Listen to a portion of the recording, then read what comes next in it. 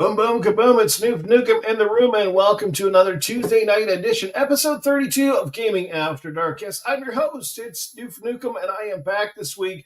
Huge shout out and thanks to my co-panel of the Game Complainers, UrWicked Hawt, Sir X-Men, and Proto Foxy for holding down Gaming After Dark last week, and to our special guest, Frank, who came out to make the show another entertaining one. It was a good time. But it is good to be back in front of the microphone and here with you all again this week, just to kind of keep you up to date on things. Yes, my Edmonton Oilers are going back to the Stanley Cup final after defeating the Dallas Stars.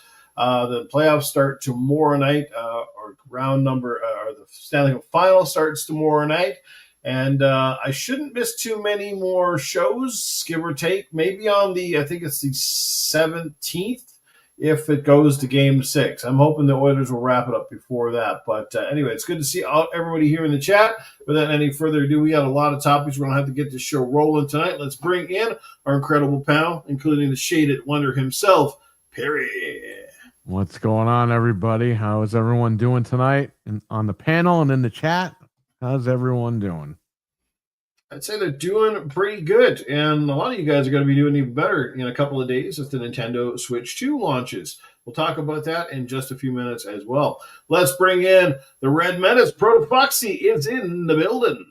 Yo, yo, yo, what's up? Your friendly neighborhood Red Menace here. It is episode 32 of Gaming After Dark. And do you know where your mom is at? I do. Let's get to it, guys. Sniff your fingers. Let's go. Already did. Oh. All right. Bringing them in, the man from down under the sea. He's ready to go, as he always is. UrWicked Hawt is in the building. Oh, man. What's up, boys? What's up, chat? I don't know if you guys watched the showdown on Sunday morning, but I walked in the Challenger. And I left the champ, baby. Oh, damn. I whooped that ass. And I left with the belt. So Sir X-Man's going to have to take it off me now. Nice. You got the belt. Look at that. Hanging it high. Yeah, what happens? Let's find out. What happened to Sir X-Man. The Sir X-Man was drinking that morning or what? I am so proud. I am so proud of my young student. I am so proud. I taught him well. And next Sunday, he's going to be getting them cakes whooped. But he did a great job. He did a great job. He learned a lot. And I'm actually very proud. So let me ask you this. Did he play really, really well, or did you just kind of drop the ball, pardon the pun? Yeah. No beating around the bush. I whooped that ass cowboy style. I might have pulled a Pete Rose, you know. You never know. Oh man, you gambled the money line. I might have made a little scratch on the side. Nice. So shout out to the amazing chat. We had Weston in here, first guy in the chat tonight. What's going on? Talos Ray is in the building. What's going on, brother Talos? We have got who else? We got Draven Arrow is hanging out with us. It wouldn't be a great show without Draven Arrow. We got our Rob, our double, as we like to call him in the video game scene. What's going on, brother? We got Caitlin Mickle. What's going on? We got the It Guy in the house. We got Frank Fazza is here. What's going on? So hello to everybody, and thanks for being here. Caitlin said, "Yeah, buddy." It's going to say, sounds like we got a little Ron up in here. Hey, yeah, buddy. Yeah, what's yeah, the buddy. bodybuilder? Ronnie. Oh, is that the you thinking of Jersey Shore? The buddy? Or no, the bodybuilder guy, the guy that beat Arnold's record. Ronnie, is it Coleman? Ooh, I don't know. God, that I don't know. I couldn't tell you. But that's his line all the time. When he's in the gym, working. I'd be like, "Yeah, buddy."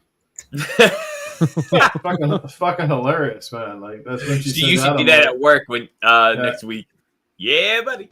Yeah, I think it's Ronnie Coleman. I think that's it. Look him up, man. And the guy was a beast, man. You think Arnold was fucking big? And Ronnie Coleman was fucking horrible. Jesus, there's a documentary on him actually. Yeah, he's like, what's going on? We got Dreadpool. Okay, I kind of know. Dreadpool is here. Dreadpool is here. Yeah, nice stuff. And more Jersey Shore. Yeah, I guess it kind of sounds like that.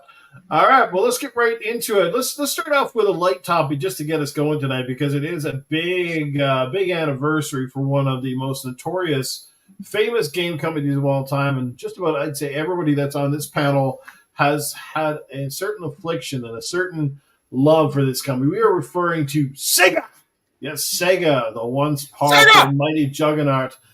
Celebrates 65 years in the gaming industry, and there you go, man. That's the turning point right there. We can say the Master System and stuff, sure, and the arcades, but it was the Sega Genesis that put them on the map. Sega became a household brand name, and for the first time in their history, really started to stick it to Nintendo, as he says, Sega does what Nintendo don't. We all remember those great ads, man. Sega was on top of the world during the Genesis, and then they got a little bit stupid, it did a disservice to a lot of fans, made too much hardware too fast. People weren't ready for it and kind of tanked the company.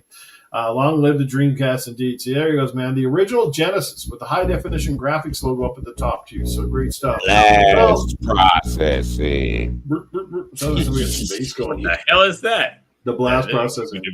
So let's go down the line. Let's go down the line with everybody here. We'll start with Perry.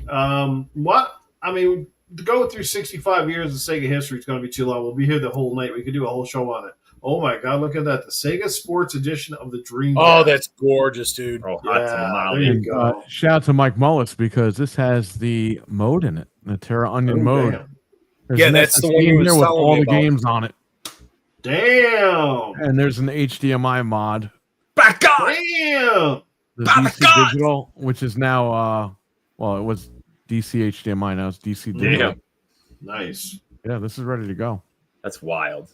I guess we'll lean into two quick questions. I guess basically, like, what is your all-time favorite Sega moment from any console generation, and what is your ultimate Sega game of anything? If you had to pick one Sega game to you within the deserted island, what franchise would it be? It can be a franchise, but like what Sega game?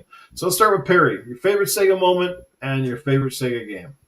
Well, I was a Super Nintendo guy, and then I went to my buddy's house, and he had Sonic the Hedgehog and Streets of Rage, and I was like, I need this right now. So I got the Sonic the Hedgehog bundle. Mm-hmm. Yeah. Sonic was the one that hooked me. Sonic the Hedgehog. And I had the Master System, but the Genesis with Sonic, I had to have it. So I got it for Christmas that year. And I had both Super Nintendo and Genesis. It was great. But Sonic the Hedgehog hooked me right then and there. So, like, it's like the speed, the graphics, right? Like, the first time they had a character that just kind of hooked you in outside of Mario. Music in that game is crazy. Yeah, right? Absolutely. Yeah. So, obviously, Sonic the Hedgehog. And what's your favorite Sega franchise? I would say it has to be Sonic. It has to be Sonic. I love Altered Beast. I love Streets of Rage. Don't get me wrong; those are all fantastic. But all-time favorite for Sega has to be Sonic. Nice. Okay, can't go wrong with Sonic. Sonic really. The Genesis had a lot of great games. They even had a pretty good launch. But Sonic was that defining moment. That was the first time I think they did when the intro came out with Sega. If I'm correct, am I right? Sonic was the person to feature that. Correct? Yep. Yeah. Before that, it was like a static Sega thing, but then when they did that, it was just a logo. Sega, that was awesome. That just stuck for the rest of the years, Yeah. Yeah, awesome stuff. How about you, UrWicked Hawt? I'll go with you because I'm looking at you on my screen at the bottom here. So, favorite moment, favorite game franchise. Ooh. Well, I'm a little younger than everybody, so here we go again. So I experienced the Genesis at my cousin's house. Shout out to Wild Bates, and we played it there. So I guess fake gamer. Look at this guy. This guy's still bent. He's in the gutter with all the other pins. So when I was over there, we had a good chunk of games that we were playing and stuff like that, but I guess my moment would just be experiencing the Genesis, because that was my favorite Sega console of for a while. The game though, Sonic 2. Sonic 2 was the game. Chemical Plant, that soundtrack, that level. break it down, bro. Like put me in a rave, and I'll just. But yeah, dude. But if I had to be a franchise, it's Streets of Rage franchise. Nice. That's where I'm at. Fantastic. Love it. Great trip down memory lane. Sir X-Man, how about yourself, brother? Favorite Sega moment? First, because mine is so ridiculous you wouldn't believe. Oh, geez. Okay. What is I'm not going to throw a lot of games out there. Proto Foxy, let's go to you then, since Sir X-Man wants to go before he's going to regale us with a tale, I'm sure. Don't you disrespect Tails? He's Sonic's best friend. Well, I'm not disrespecting. Not disrespecting, especially Tails. Tails is awesome. Hour. Yep, miles per hour. But when I, much like Perry, I remember the year too. It was 1991, and I was going to a buddy's house and didn't know he had the Sega Genesis and Sonic the Hedgehog. I saw this going on. I'm like, what the hell am I watching right now? Because I was an NES kid. So played the hell out of that at the buddy's house. I didn't get one until a couple of years later. But as far as like moments, as far as like for Sega that are memorable, that whole ad campaign, like we just started with, Genesis does what Nintendo don't. And that's what the traditional console war experience is, the whole Sega Genesis versus Super Nintendo. And all of those commercials were amazing. Like the stuff where they were just bagging on Mario Kart. Oh, yeah. It was hilarious. Just all that stuff. As far as franchises, I'm going to go with the consensus here. I'm a Sonic guy. I love Sonic the Hedgehog. With like Streets of Rage being a close second. And then, there's a bunch. I can go on for hours, but I'm going to try and keep it short. But as far as my favorite Sega game from Sonic, actually, and no disrespect to all the Sonic 2 fans out there, but I feel like Sonic 3 and Knuckles, that was like peak Sonic the Hedgehog. Mm-hmm. Just the epic length of the game, all the stuff you could do, all the stuff you could unlock. Carnival Night Zone was awesome. Yeah. Yep. Just like, because I was just playing it not too long ago too, and just reliving all of that. Because I remember getting Sonic 3 when it came out, played through that, and of course it felt like obviously now we know it was only half the game. And then when Knuckles came out, Sonic and Knuckles came out and doing the lock on and playing through the rest, I was just like, my fucking feeble early preteen mind was like blown, because it was like 93, 94. You didn't see shit like that. Indeed. Oh yeah. Wow. Proto, when you're replaying it, are you replaying it on your like Genesis or an older system, or are you replaying it like the newer ones that came out? No, I'm actually because I actually still have the Sonic 3 and Knuckles cartridges, so I play it. Sometimes I'll play it on original hardware, but I also have a Retron 5, and I'm just a sucker for it being an HD because it does look good. Mm-hmm. So, I'm one of those weirdos that like, if I'm going to play on original hardware, I'm going to be on a CRT, and that takes me back. But when I'm playing on like a Retron or whatever to upscale to HD, I take those filters off. I want to see it clean and crisp. I don't want to see the CRT filters because there's something so artificial about that. It's just distracting. Right. But the last time I did play it, to answer your question, I played it on original hardware. Nice. Like to hear it. Oh, yeah. Okay. Before we get to Sir X-Man, we do have a super chat. This comes in courtesy of our friend Adidas20. What is going on, brother? He drops $2. Take it away, Perry. He says, salute to all. There you go. Well, thank you so much, back buddy. to you, Mr. Adidas. Good to see you, man. I hope you enjoy the show tonight. Greatly appreciate it. Altered Beast. I mean, my God, how can you not love Altered Beast? Altered Beast. That wasn't the hardest or the longest game, to come out, but just, for a lot of people, I think that what resonates with Altered Beast, it was a very cool game. First of all, it was a cool game. Seeing those massive sprites, seeing the colors, seeing those characters pop off the screen, compared to what we'd previously seen. Yeah, and to kind of see, I think that kind of showed us like, man, this 16-bit shit is cool because this is almost like perfectly arcade accurate. You know what I mean? And you started to see games that were pretty close to their arcade counterparts, and that was pretty freaking cool. Now, what a great console right there, man! Just very distinguishable. The volume button for the headset, just very cool, very cool. Sir X-Man, what's your favorite Sega moment and favorite game franchise? Okay, I got 2 per Sega console. That's it. Yeah, man. Okay. Something got. Oh, you gotta go with every fucking console? It's gonna be quick. Sega Master System. Right. It was R-Type for the first time, and I love R-Type. And I had said the gun game. It's not Duck Hunt. It was Safari Hunt. Safari Hunt. Yeah, came with the console. Yep. Yeah, and then on the Genesis, everybody agrees Sonic, so I leave Sonic alone because that was special. But getting my 32X expansion and playing virtual racing. Yep. Yes. Oh my god, that was awesome. And because everybody says Sonic is number 2.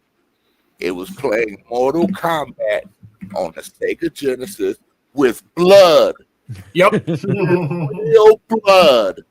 That's what, and the one cool thing about my old man when he was alive and stuff, that was the big selling point for me getting a Genesis when I was a kid, because Mortal Kombat dropped, and he's like, you can rip the guy's spine out on Sega. Yeah, that's the one we're getting. Yeah. Now that's apparent. Yep. Yep. Now on the Sega Saturn, it was Nights to Dreams. Cool game. Yeah. And we all know about Panzer Dragon. That's a classic. Everybody know about that one. But to get my first start getting Japanese imports with the action replay card, and getting all the Japanese imports like the real Street Fighter versus X-Men and all that stuff on it. I still got those games. Oh yeah, I got them downstairs. They're great. And getting for me, the greatest shooter of all time, Radiant Silvergun. Yeah, Radiant Silvergun. That's a good one. That's one of those really expensive games to find, or hard to find. Now, when I bought it, it was $79, but it's way more than that now. I got the original case and everything, and I got it locked up. Yeah. And nice. I got to say, on the Dreamcast, I hate to say it, there's 2 games when they brought the real Soul Calibur. First system of launch Soul Calibur. Mm-hmm. Wasn't Soul Calibur on the PlayStation. No, because it was Soul Blade. It looked better than I got a copy of Soul Blade. So do I. And it looked better than the arcade. It did. Mm-hmm. And pretty much every other game that Dreamcast and Dreamcast, and I don't care what they say. I loved Mortal Kombat Gold for the Dreamcast. I'm sorry, the first 3D Mortal Kombat, that game was so much fun. It was good. Awesome.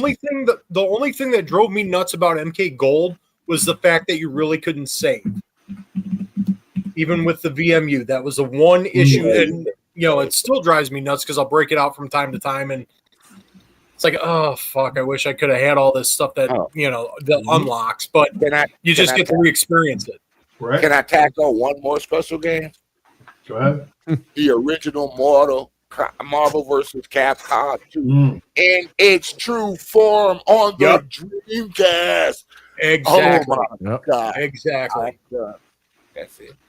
Metropolitan Street. Nice.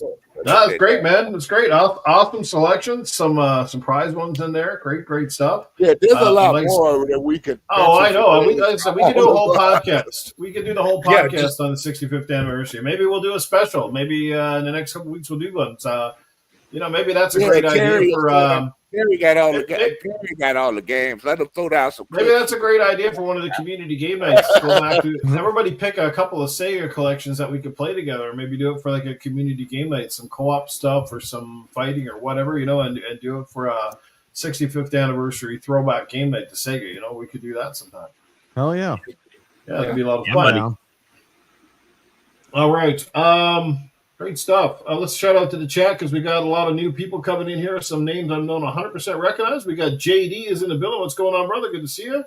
We got Portal Player hanging out with us tonight. What's going on, brother Portal? What up, JD? JD got Axel is in the building. The one and the only Axel. What's going on, Axel? Ryan Graham hanging out. It's good to see you here, Ryan. We got Harold. Special shout out to Ryan Graham, real quick. That's my boy.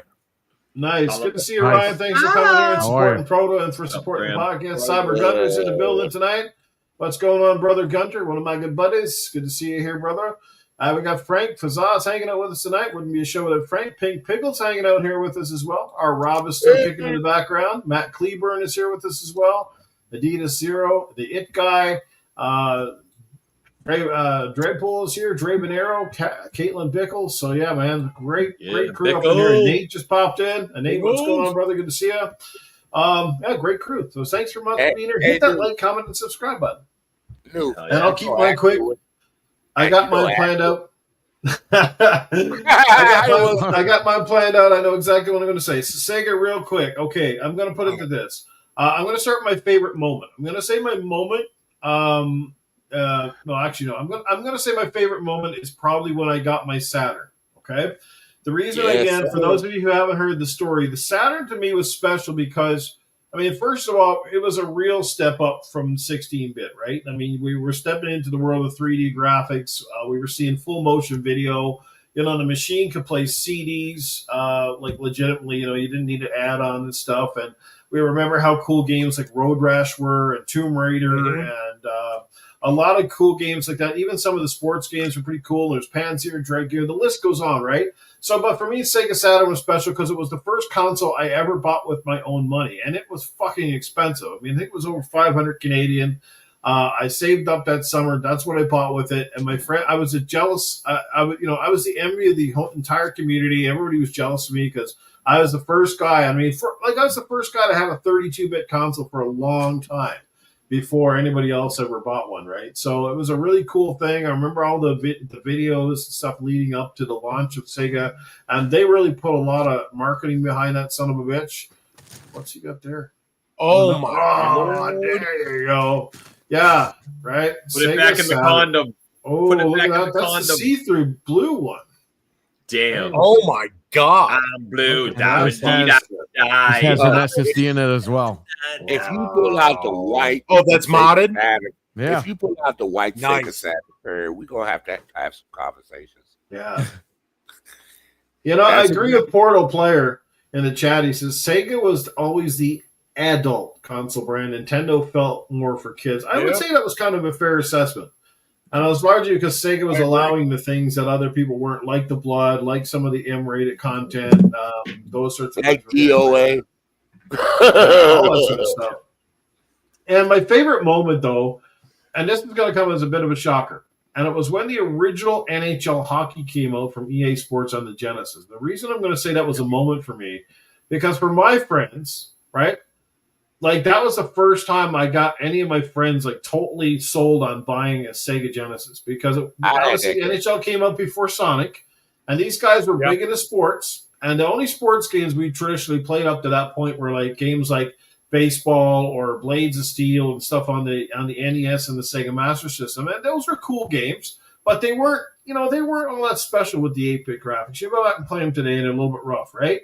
So here we go. We get this NHL hockey. It's got the NHL logos. It's got the numbers of your favorite players that didn't have the names because that came a couple years later. But the original NHL hockey, which is so advanced for the time, and I remember when my buddies came over to my house and saw that game, dude, they were scrambling to buy Genesis. Like, they couldn't fucking wait to get a Genesis. And they had every hockey game after that. They bought them like clockwork, But that was the thing that helped sell Sega. And by that time, they were buying a lot of games.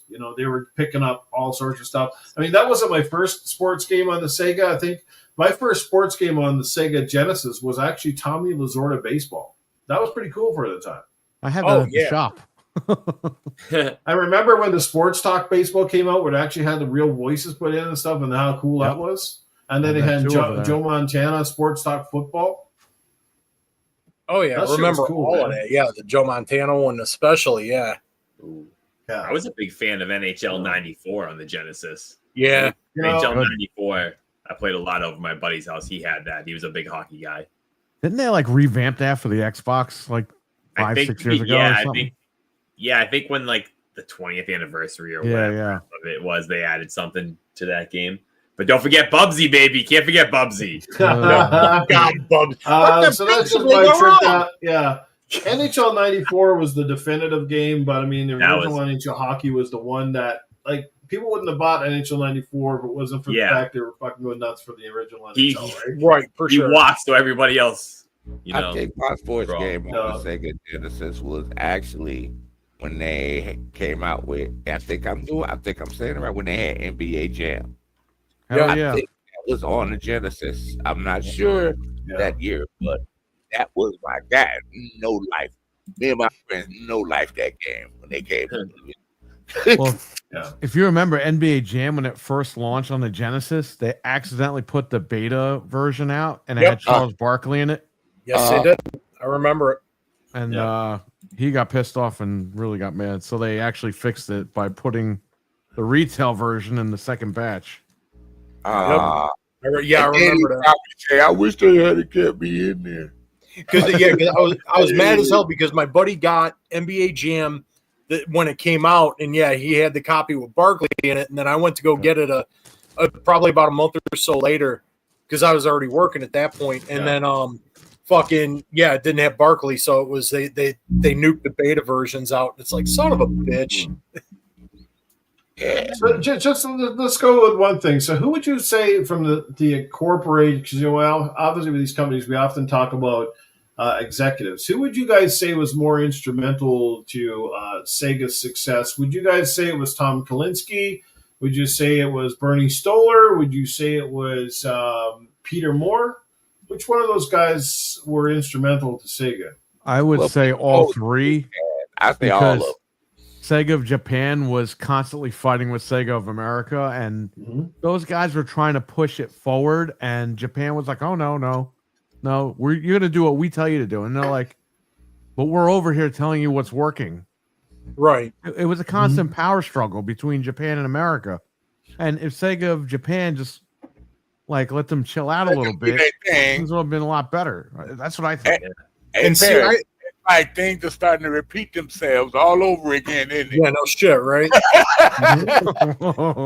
But see, I'll agree with that all three of them definitely for their eras were instrumental. But I want to say Kalinske, he kicked that whole thing off because he was the one going toe to toe with Sega of Japan. He was the guy who really started it, I think I would agree with Kalinske simply for the fact that, I mean, one of the biggest turning points for Sega was Sonic. We all know that. And Sonic probably does not exist the way we know it today without Tom Kalinske's foresight on that particular project. Yeah, true. Because apparently Sonic looked different. They had, like, that game was different, apparently. And they came up with some ideas and fucking totally changed it. Fast. It was so fast back then. Oh, my God, that game had so much speed. But it was wild when you look at some of that old Sonic concept art when they were in the pre-planning stage where they had like his girlfriend and then he had the rock band and shit like that. It was just wild to see some of that stuff.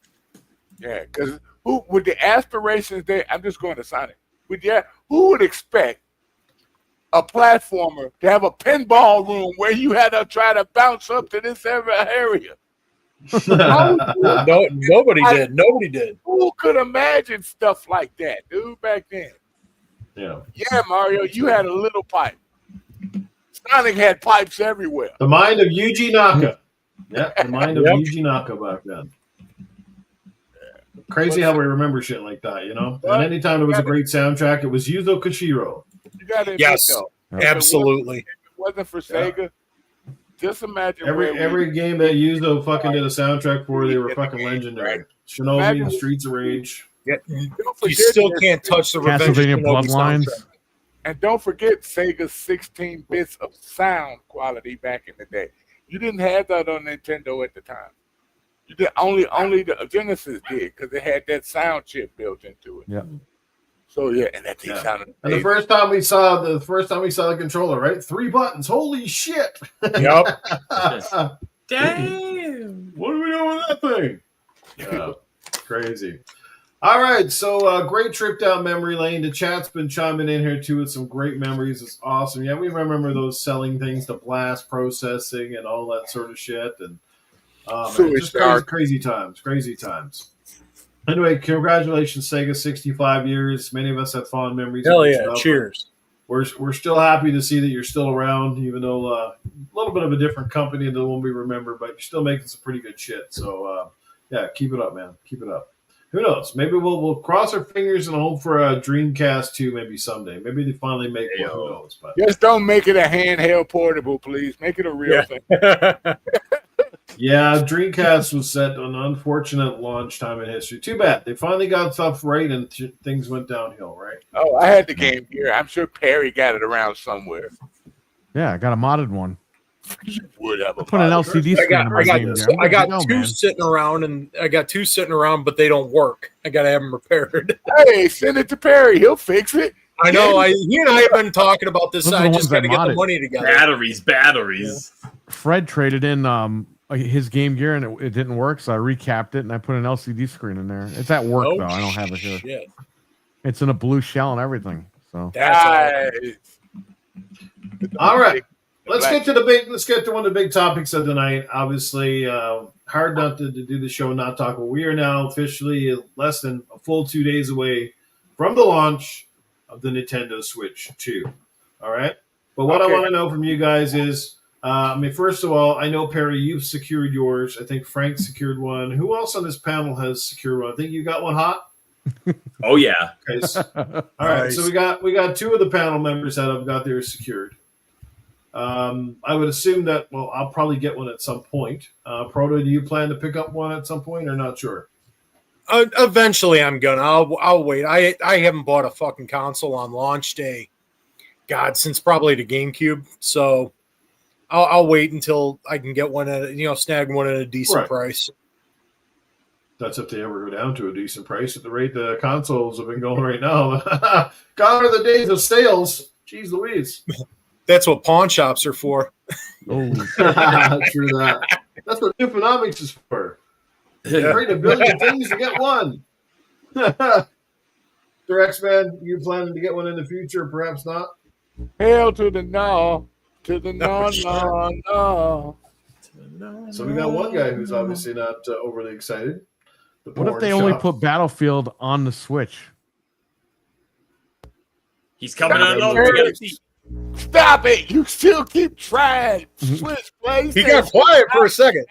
He'd be like, "What is it? Is it destruction at 5 frames a second?" Yeah, I got the new Twisted Metal. But it would be the only way to play it.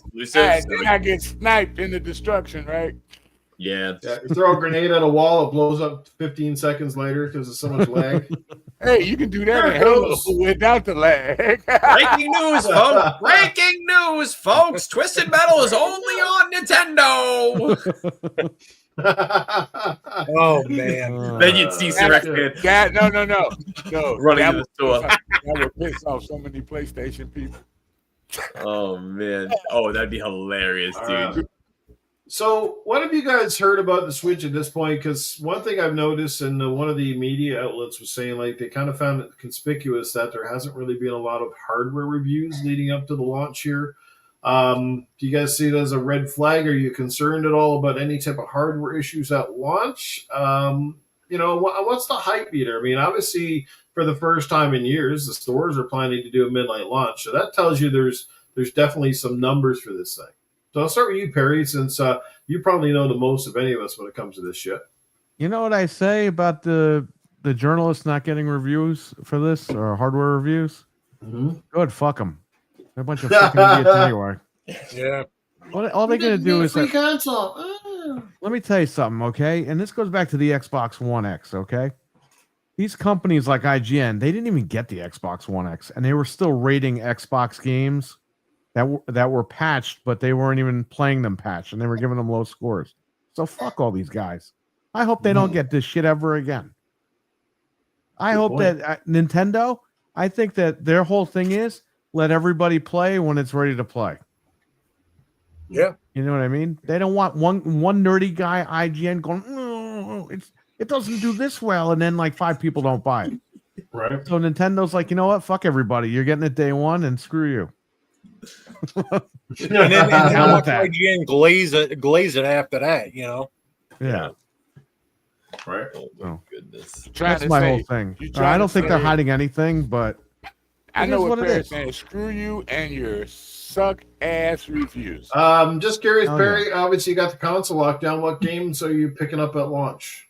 Mario Kart, and I already got the Zelda. I'm going to play the Zelda game, so I already have the games digital, and I get the upgrade for free because I got the Nintendo Online. And I ordered the GameCube remote, which is coming on the 5th as well. So there's GameCube games on that as well because the Nintendo Online with Switch 2 gives you backwards compatibility for GameCube. So I got that. So I'm pretty much good. There's nothing really else I'm going to pick up because I already have Street Fighter on Xbox.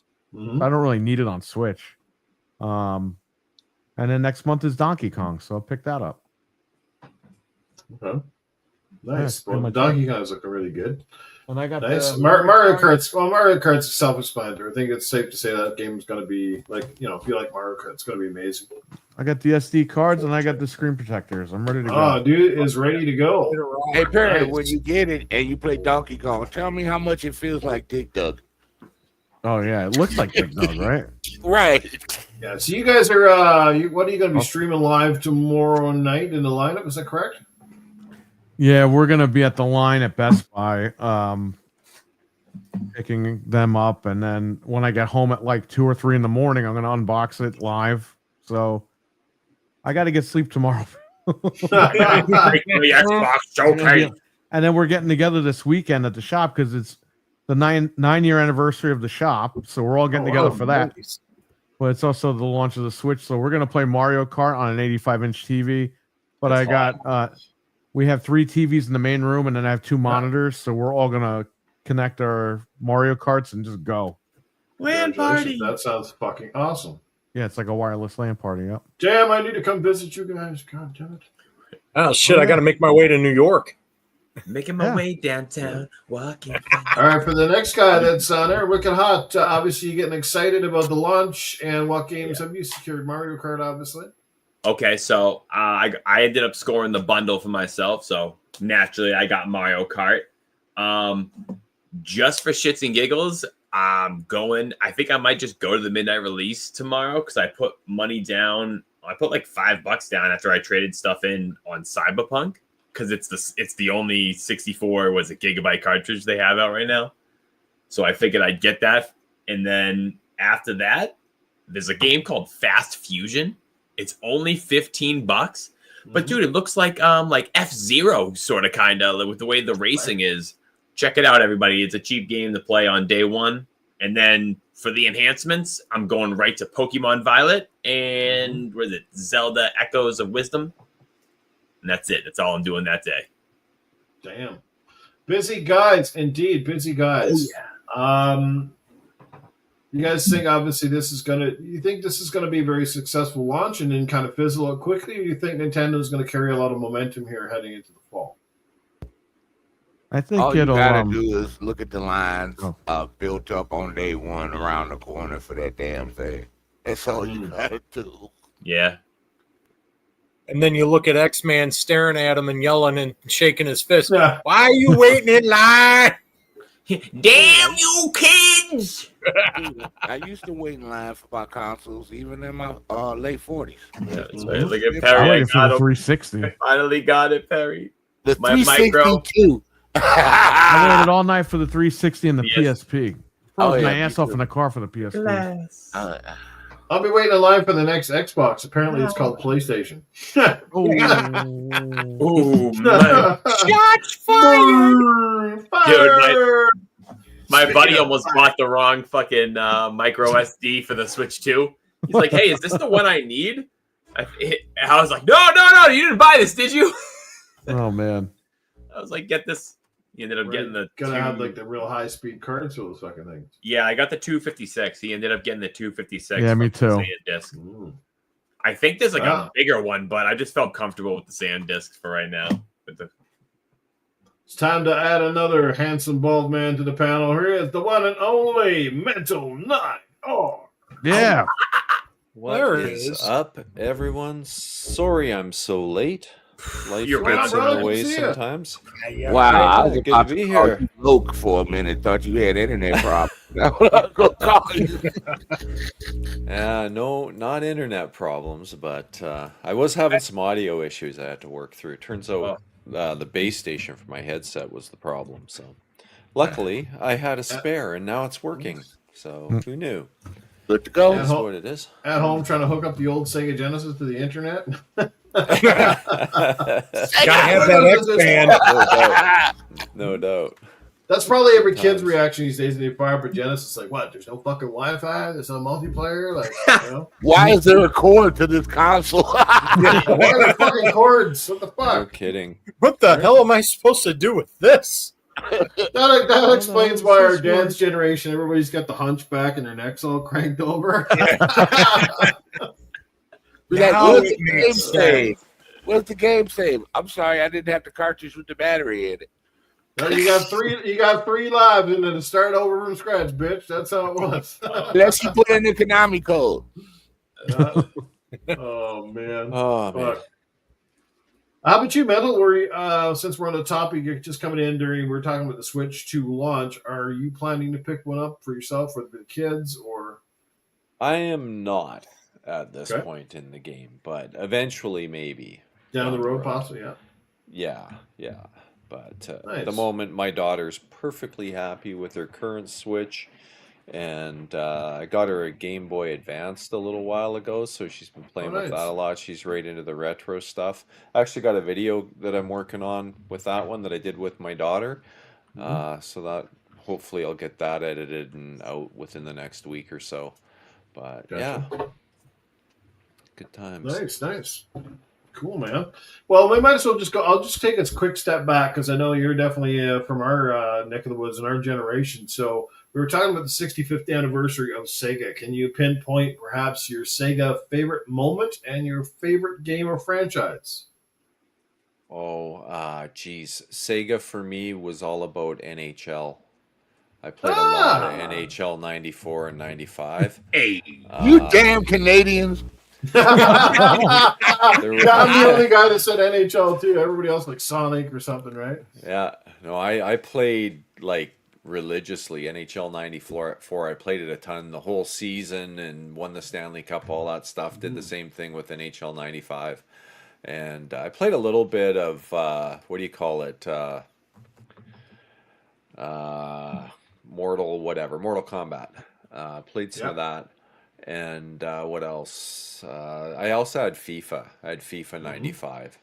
And I used to always enjoy going around and hitting all the players so they're all rolling around on the ground, grabbing their knees and stuff. So just like real life in soccer. Yeah. I remember when the Madden first had it, when you injure a player in the field, a little ambulance would drive out and take them away. Nah, awesome. you know when we played hockey of that game, it was all about the hockey fights. It was all about the hockey fights. There was a fair bit of that, yes indeed. Yeah, I was telling the boys like when I said NHL, like I said NHL hockey, the original before the NHL 94, because that was the game for me where like my friends really took notice of the Genesis and like compared to playing Blades of Steel or ice hockey or any of the other sports, like just baseball. Like remember Nintendo's baseball, the little fat Mario guy, and you're playing all those games, and all of a sudden you get these fucking like sports talk baseball. And you remember when World Series baseball came out on the Genesis, and you had the fucking batter who looked the size of the goddamn screen, and the graphics are fucking awesome. Jeez, This shit's fucking amazing. You know, you're like, damn, this console's way better than the last gen. You know? Yeah, it was a huge uplift from what we saw previously, and I think that's the biggest thing with consoles these days. The uplift is so minor in comparison to what we were used to back in the old days. Yeah, like even moving ahead a little bit, going from the OG Xbox to the 360 was like, holy crap! When that load screen came up, it was amazing, right? Especially if you had an HD TV at the time. And now it's just not as impressive, but yeah, Sega was great. It's more about frame rates now and load times as opposed to anything else. You're just like, okay. Come on, I started baseball with Atari baseball. That was fun. Then I moved to Intellivision baseball. Come on. Intellivision baseball was now you're shit. talking. That was the shit. Weren't you hitting rocks with sticks when the fucking pyramids were getting made? He was doing cave drawings back in his day. Baseball. Man, it was so addictive, wasn't it? My Intellivision's sitting on the shelf right over there. Nice. Perry's probably got 3 of them. I might have one, but I never used it. Like somebody gave me that. What? Like I grew up with Nintendo, Atari, ColecoVision, Master System, Sega, That means Genesis. you never experienced Astro Smash. Mm. Oh, I played it on the Amico. I played the actual Intellivision Amico. So there you go. Yeah. Your favorite Sega franchise, then, Mendel? Is it the hockey franchise? Well, I mean, it's kind of a EA thing, but like from the Sega perspective, no Sega games like from their portfolio, Golden Axe, Altered Beast, Shinobi, Outrun, Afterburner, Alex Kidd, nothing like that. You got to remember back then, I was still primarily. I've been primary PC all through, right? So I was playing mostly on PC. My console was for NHL and stuff like that. But I played a ton of that. I really enjoyed it. It was a great console, and it's hooked up over there. Nice. Still works today. I don't know if I'll be able to say the same thing in 30 years with my Xbox and stuff, right? The NVMe's by then will have died, and different stuff these days. Yeah, we're in a different generation, that's for sure. Things have changed a lot, maybe more than most people ever realize. But it's a good time to take a walk down memory lane with Sega. Hard to believe it's 65 years. Obviously, not all that in the console space, but they've been around a long time, and they've definitely left a legacy, and they continue to do so today. Yeah, great stuff. Dynamite Heady, lots of great games. Cool.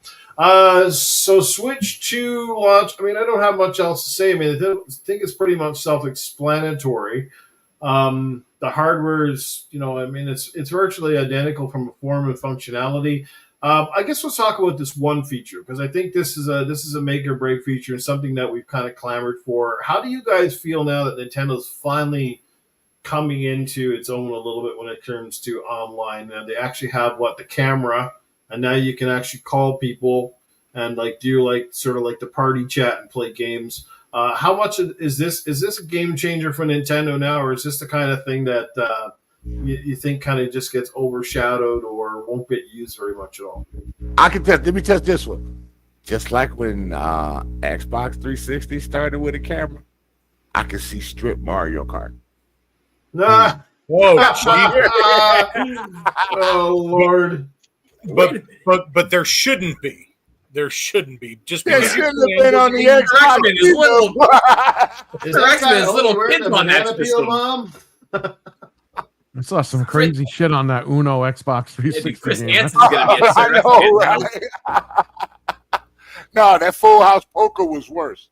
Because people. Well, I would imagine that Nintendo's got some. Imagine you just can't go add anybody at all to your friends. So imagine there's some very security things to go through before you just start adding people. I think you have to have, again, a phone number. You need to have certain identificational factors. I don't know. Has anybody even tested it out or tried it yet to see how it works or what is the back end like for that stuff? Parental controls, I guess, is what I'm getting at. But Newf, remember, this is Nintendo's first experience with close to real traditional online with features like that. So, I mean, I doubt they're going to have to probably curb it way, way later when they get more people in the masses. You know what I'm saying? Mistakes will be made. Mistakes will be made. Clothes will be stripped. I'm serious. Yeah. Oh, God. All the fucking parents bringing their Nintendos back to the store after Christmas. Like, what? How dare you sell this trash to my child? Oh, please. The parents are probably all doing OnlyFans to buy the fucking Switch. Yeah, and mom walk in. True, right? Mom or grandma walk in and see a guy on the camera with a 12-inch, and she's like, "Oh, get off of that. Let me play this game." Grandma and grandpa are like 45 years old on OnlyFans. They know what's going on. Right. Especially the kids today. Crazy. Man. Yeah, like I applaud them because they got to move forward. So I definitely applaud them for trying a few different things and see how it goes. Hopefully, like I said, it's used appropriately and it's a feature that doesn't kind of get kiboshed or sort of downgraded or what have you. I can't speak on it until I get one and try it out for myself. But I'm looking forward to it because I'm actually looking forward to getting the Switch too. And hooking up with Perry and Frank and Piggles and everybody and Hot, playing these games and actually being able to use like their own party system without having to jump into a Discord or jump into an Xbox party to play. That's going to be a game changer for me. Yep. Right? For sure. And to do it, like I said, while seeing each other on screen is kind of cool because nobody else is doing that. Yeah, at 480p. I can't wait. Just don't be gaming in the nude, right? Oh, shit, I forgot to put my fucking pants on. I wonder how much you made to see it. Sorry, guys. You interrupted my no pants time. That happened recently. There was like they were doing a trial over Zoom or something, and the lawyer forgot to put his pants on. Big scandal. He had his suit on and everything, but he had no pants on. The camera like panned down. Yeah. Totally that sounds forgot. like Kevin O'Leary. He does that all the time. He wears his top of his suit, and then he'll be like in his boxer shorts. Yeah, shorts on. Okay, here's my case brief. The lawyer's his kids were playing with his computer during the weekend, and then he went to court through Zoom, and his fucking thing was a cat. And he's telling the judge, "I'm not a cat." And they're like, "Take that filter off." He's like, "I don't know how." Oh man! Awesome. Oh my god! Well, wish Nintendo the best of luck on this launch. I'm sure it's going to be a hit. I'm sure the Switch 2 is going to be a huge hit heading into the holiday season. Now they just got to back it up with some great games, and we'll go from there. So us Canadians up here, we got to take out a second job to buy these fucking things. They're getting expensive. The games are $110, $115 a piece here for most of their games. Crazy. Well, and we're lucky. We only So have 5% allegedly tax. Allegedly, you can use any webcam that's USB-C on this thing. Yeah, that's a bonus. That ain't hard. That's someone's asking in the chat. That's why. Nice. Yeah, that's a bonus. And with a mic built in too. So yeah. They're selling one that's got the mic in it. Isn't the one they're selling? Yeah. Yeah, camera and microphone. I think for the Switch. Yeah. I think it's probably like $80. I'm sure. Alrighty, well, let's move right along. How about you guys thinking about, what do you think about the Black Panther game apparently getting kibosh? What's up with that? Is that the Black Panther Captain America game? Is it that one? Or am I thinking of something else? No, they were making a Black Panther game. We heard the announcement of that a couple of years ago. Apparently now they're saying that it's canned. So, well, isn't the movie in trouble? So, I mean, if you're not going to have the movie, why the hell would you have the game? Yeah, Captain America was going to do a demo showing in there. So, right. But it is what it is, man. It's these game companies are reaching for the skies when you don't have to reach for the sky. You just need to come out with a good game. Right. That's all. Maybe they shelved it. Oh God, let's not bring that up. No. Yeah, like Knights of the Old Republic. Just been sidelined for a while. Just didn't they? Not only did they cancel the game, didn't they actually shut that studio down too? Yeah, I remember. Yeah. I don't even know who's the studio? Does anyone know the name? I can't remember offhand. Because EA was the main publisher, though, right? If I remember. I think it was called Safe House Sam Studios. No, Safe House Sam Studios. I love that game, though.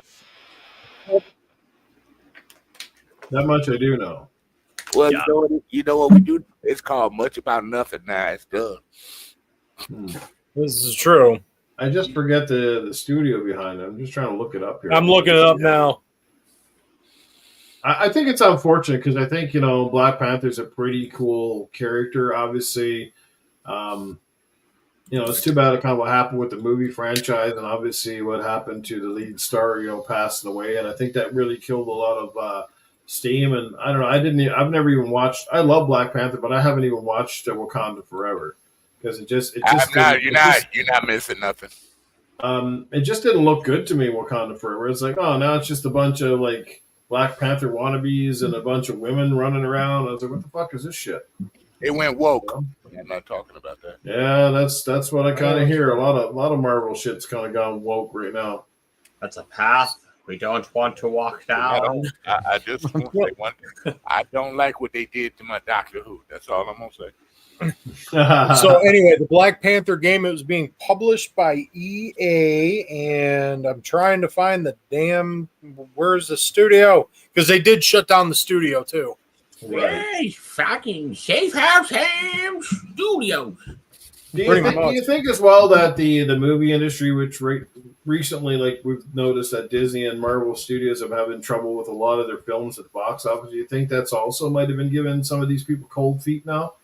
That having a superhero does not automatically like make your property successful. I mean, it must be even giving Insomniac a little bit of cold feet. Well, I guess not so much with them because Wolverine's like a pretty massive property, and Wolverine versus Deadpool did great numbers at the box office. But everybody that's building a superhero game, especially if it's not based around a primary, like, you know, one of the more popular properties, got to be like, do we go ahead with this or not? Okay. I've got to put my 2 cents into it because I used to like a lot of Star Wars, Disney properties and stuff like that. But Disney's problem is for the past about 3-4 years, maybe 5, they have went too woke. I don't mind a little woke, but going extremely woke like they have been the past, 4 to 5 years has destroyed them. I'll be right back, boys. But see, the thing is, X, I can agree with you on some of it, but it seemed like they were trying to start pulling out of it because I actually just recently went and watched the new Captain America, you know, the Brave New World. It wasn't that bad. Oh, no, it was actually really good. I loved it. I thought it was a good film, and everybody's saying Thunderbolts is really good. Yeah, no, I can't wait for that to come to Disney Plus. I ain't going to the theater. What's that? Right? I'm not going to the theater to watch it, but I'll wait till it come out on Disney. See, I'm going to use it from my perspective. I'm a kind of a little bit of a comic book kind of nerd kind of deal, but I don't even know who half these Thunderbolts people are. So, like, to me, if I don't really know who most of these characters are, I have, like, little incentive to go watch a movie about superheroes that I don't fucking know about. You know what I mean? Well, like, 3 of them are characters in the Marvel Universe. Right. See, and especially for Thunderbolts, because I'm a sucker for them, and it's like they've had different incarnations throughout the years in the comic books, but they're basing this team off of a run they did where they basically made them like a Black Ops unit, and it's different characters in the film, but, you know, it seems like that's kind of what it's going for, and that's what has me really interested, but it just seems like they're moving away, because I'll even agree with X-Man and say that, like, Disney was really pushing some shit with these films, and I think it was Frank that said in the chat too with superhero fatigue. So you got superhero fatigue, and you got some people who are writing some of these films that are pushing agendas, and it's like, you know, some of that stuff it was ingrained in the books to begin with. You know, like everybody knows that X-Men was an allegory for you know, racial tensions in like the 60s and shit like that. So it's like, so it's there. So you can't really knock some of that stuff. But when you're trying to force things that didn't have anything to do with it in with, you know, messaging of these certain characters, it's a whole long thing I could go on about forever. It doesn't work, but it seemed like they were starting to steer away from it. Like they were getting decent writers to actually write stories that are true to the characters again. And then, you know, tying this into like the whole Black Panther thing, you know, it's a damn shame because I didn't see Wakanda Forever, and I really wanted to because I love the first film and I actually like the Black Panther character. But I think a lot of that heat with that character and that part of the franchise died with the actor that played Black Panther. I forget his name to save my life, and I feel so disrespectful. You know, but I think it's just like once he was gone, that was it. Chadwick Boseman, Yeah, that's it, Chadwick. Yeah. So I feel like once he went, it was like it really. I mean, I think the film was already in production at that point, so they couldn't do anything about that, and they just finished it out with what they did. And then, you know, there was a lot of heat behind the game when they announced it because, again, Black Panther was hot, and then once he passed away, that was it. The best thing they've came out in the past few years was, I'm sorry, Deadpool 3. I agree. That Wolverine and Deadpool was amazing. And it stayed to the storyline, like with I said with what's his name? What's his name? Loki. It stayed with the Loki theme situation with the time bureau and all that stuff. Mm-hmm. So, I mean, it was a good mix, good story, and you had characters that Wesley Snipes should continue playing Blade. I agree. Get him in there. Do like an old man Blade at this point. That'd be pretty. Yeah, he was awesome in that. Well, they cast a guy almost the same age as him to like redo it. It's like just use the original guy. Like, Hollywood's fucking stupid because they don't use all the original guys. They don't use Freddy anymore. We'll replace Freddy. Why? He's still alive. Just use him. Yeah, and how many people agree that for years they were talking about making Tatum Chatham in the game as I can't do his name. Gambit. And he showed you he was the perfect Gambit from the beginning that he been trying to do it for 10 years. Yep. Give him a Gambit. Hollywood is completely stupid when it comes to casting anybody these days. This is true. Yeah. Last of Us 2. The Last of Us 2 TV show proof. I mean, fucking Potato Head Girl. I couldn't even get to the second season. I was like, Goddamn Sloth and Fideli. Yeah. Sloth and I'm gonna Fideli. be a dad. What the fuck is that shit? Was that line? Yeah, you saw that too, right? Yeah, I was like, after that, I went back and watching the old Doctor Who. I was like, no. Gonna be fucking on a plane. Yeah, after I saw that casting, the one thing I thought was like, Ellie Lovejoy. Oh, how you guys? Ellie Lovejoy. I know. Hey, real quick, I want to give you guys a recommendation. Watch Mickey 17 if you got HBO. That was good. That surprised me, but that was good. I don't even have HBO, but I'm sure it'll come to something else. I might check it out. Watch it. It's good. Yeah, I haven't watched any of the second season of Last of Us. It's good. I heard there's fucking hardly any infected in it. Like there wasn't even that much in the first season. Yeah, there was some infected in it, but they're not really the main emphasis of the story. That's the part that got me. And when old girl came out and said, I'm gonna be a dad, I'm like, oh my God, bye.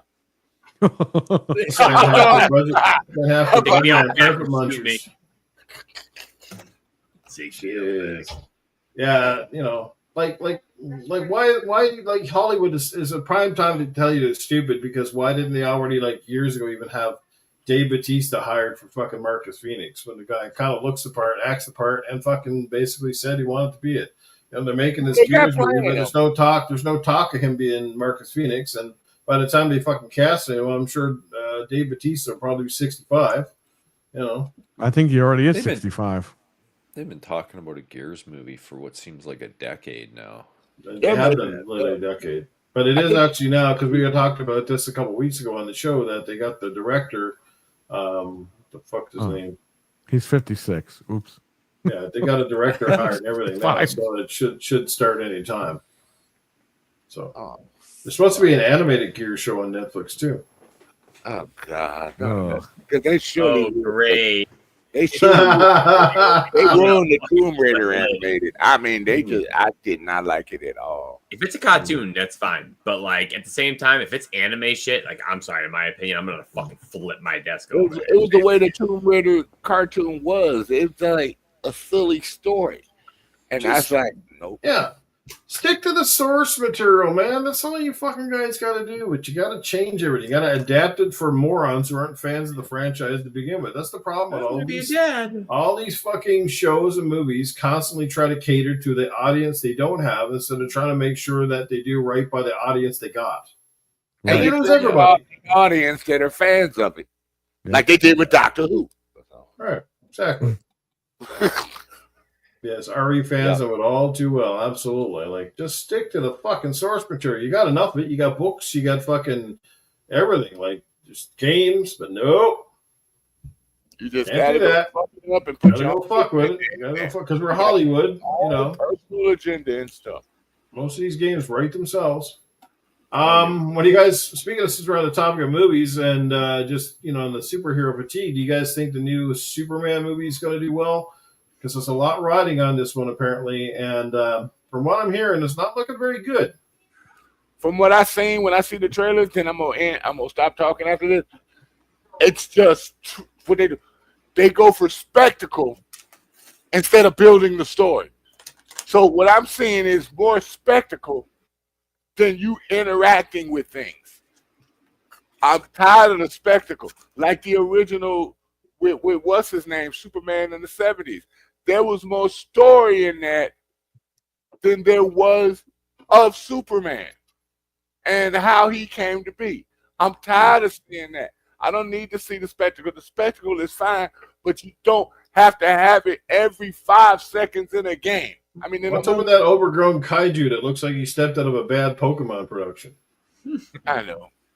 I love that series, though. Looked like somebody stuck a pair of googly eyes on that thing. I love that series. By the gods. Then you got fucking one of my favorite actors in there playing Guy Gardner. What's his name? Nathan Fillion. And you got Nathan Fillion. Oh my god, he looks hilarious. I mean, I know that's the way the character looks in one of the comics, but just oh my god. I actually think that casting is probably going to be spot on, just because it's Nathan Fillion anyway. Yeah, probably. Yeah, He's so good. He is so he can do no wrong. Look, Superman got a dog. Had a dog in the comics, but I mean, come on. He had a dog in the comics. Shouldn't he leave Crypto for like later on in the franchise, like not in the first fucking film? Yeah, the rebuild. Yeah, Crypto or Kryptonite? I don't know. Anybody here excited for it? Because I'm not seeing it. The last Superman movie I saw was the original guy. Christopher Reeve. Yeah. Hot damn. I haven't seen the it. second one was good though. That's a week or two ago. Yeah. Yeah, nothing in the new trailers. It kind of went downhill after that with Christopher Reeve. The second one was pretty decent too. Third and fourth were a bit of a write-off, especially the fourth one.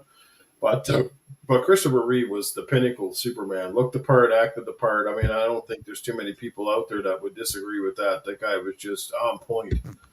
He did a great Clark Kent too. That was the other side. Like really brought that character into the film, made it very believable. It wasn't just the Superman side, Yeah.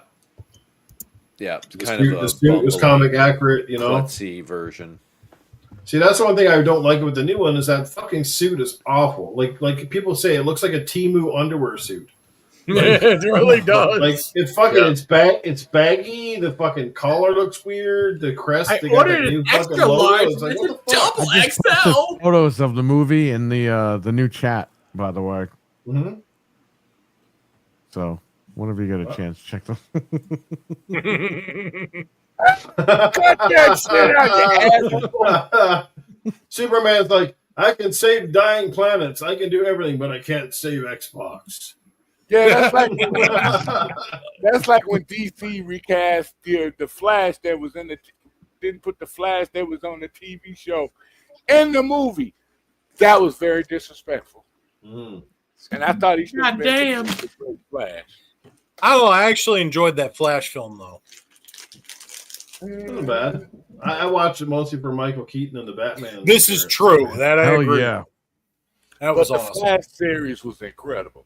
Nipples. I'm sorry, the original TV show. And Sasha Calle, oh my god, I thought she made a pretty nice Supergirl. Mm-hmm. I was digging her. I don't know. I mean, traditionally she's blonde, but this one was looking good to me. Yeah, You didn't say that because she was Canadian. Really? Yes, she's Canadian. Damn, that's what you call some Canadian bacon. I like that. Nice. She was picking the right places, boy. I think Dreadpool. Like now, I got another reason to like her. You said what? You said Dreadpool wants to come on. Yeah. He said, I think we need a Dreadpool cameo. I don't know if he wants to come on tonight or next week, or I don't know. I think Dreadpool, let us know what you're talking about.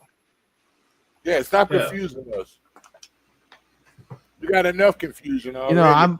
The only thing I'm pissed off about is James Gunn. He canceled the Batman Beyond movie that was going to have Michael Keaton and Michelle Pfeiffer in it again. That, Yeah, oh, God. And he canceled that. And I was like, you know what, man, fuck this guy. I'm done. Like, This guy sucks. and he's like, oh yeah, Michael Keaton. I don't even like him as Batman. It's like, fuck you.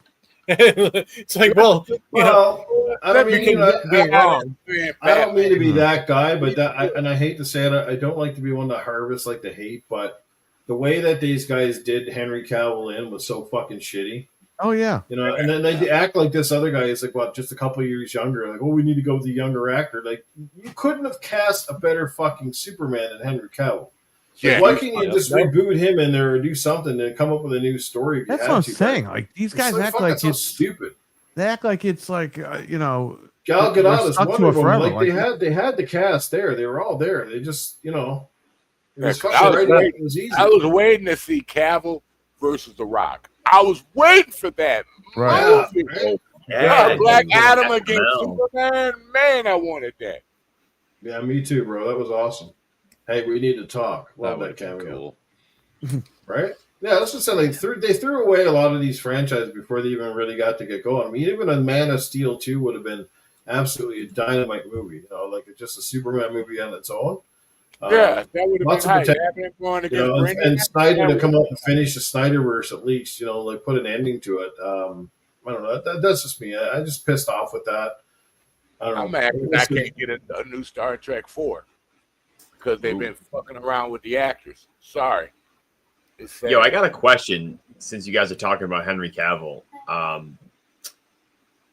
Maybe someone was lying to me. Is he the new James Bond? He was that's always been like dream casting. I heard it's just okay. I didn't know. I saw an article that said he was, but you know, there's so many articles out there nowadays too that are fake.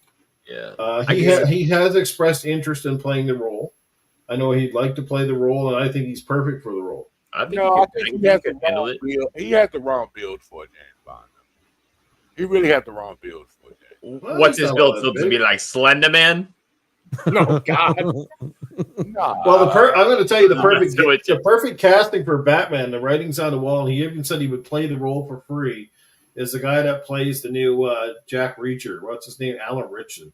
He said he would love to play Batman, and that dude, he looks the part. He got the build. He would fucking kill that role. It'd be amazing. Yeah, it was. Ritchson would be amazing. Jensen Ackles was rumored to be Batman too, and he wouldn't be a bad cast either. The guy from Supernatural, you know, the blonde-haired brother. Oh, okay, yeah. He also played what's his name in The Boys, the fucking what was the Super Soldier, whatever the fuck his name, Soldier Boy, I think it was. Yeah, Soldier Boy, that was. God. I heard that. Super Soldier that help.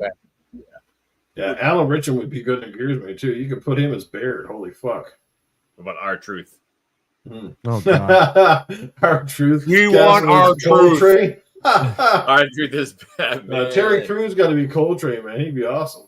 Hell yeah, he would be. Yeah. Woo! Yeah. Can you see Terry Crews doing the woo? I think Gunslinger would be a good band. I think he'd be like, you know what I mean? Yeah. Man. Absolutely. I like Peacemaker. I don't know. Mental, you're kind of quiet down there. Are you hoping to see the new Superman? Do you think it's going to be successful? Like, what's the deal? Because I mean, there's a lot riding on this. If this movie fucking flops, apparently they're saying it needs to make at least $500 million to break even. Superman, like super dumb. Yeah, I don't know. So far, what I've seen of it hasn't made me think I'm going to run out to see it. So I think kids are going to like it because of the dog and all that shit. Yeah, I was going to mention that my son's seen the trailer when we were watching hockey games, right? And they've played that. You've probably noticed that, right? And he's like, "Oh, wow, that looks so cool." And I'm like, "Really?"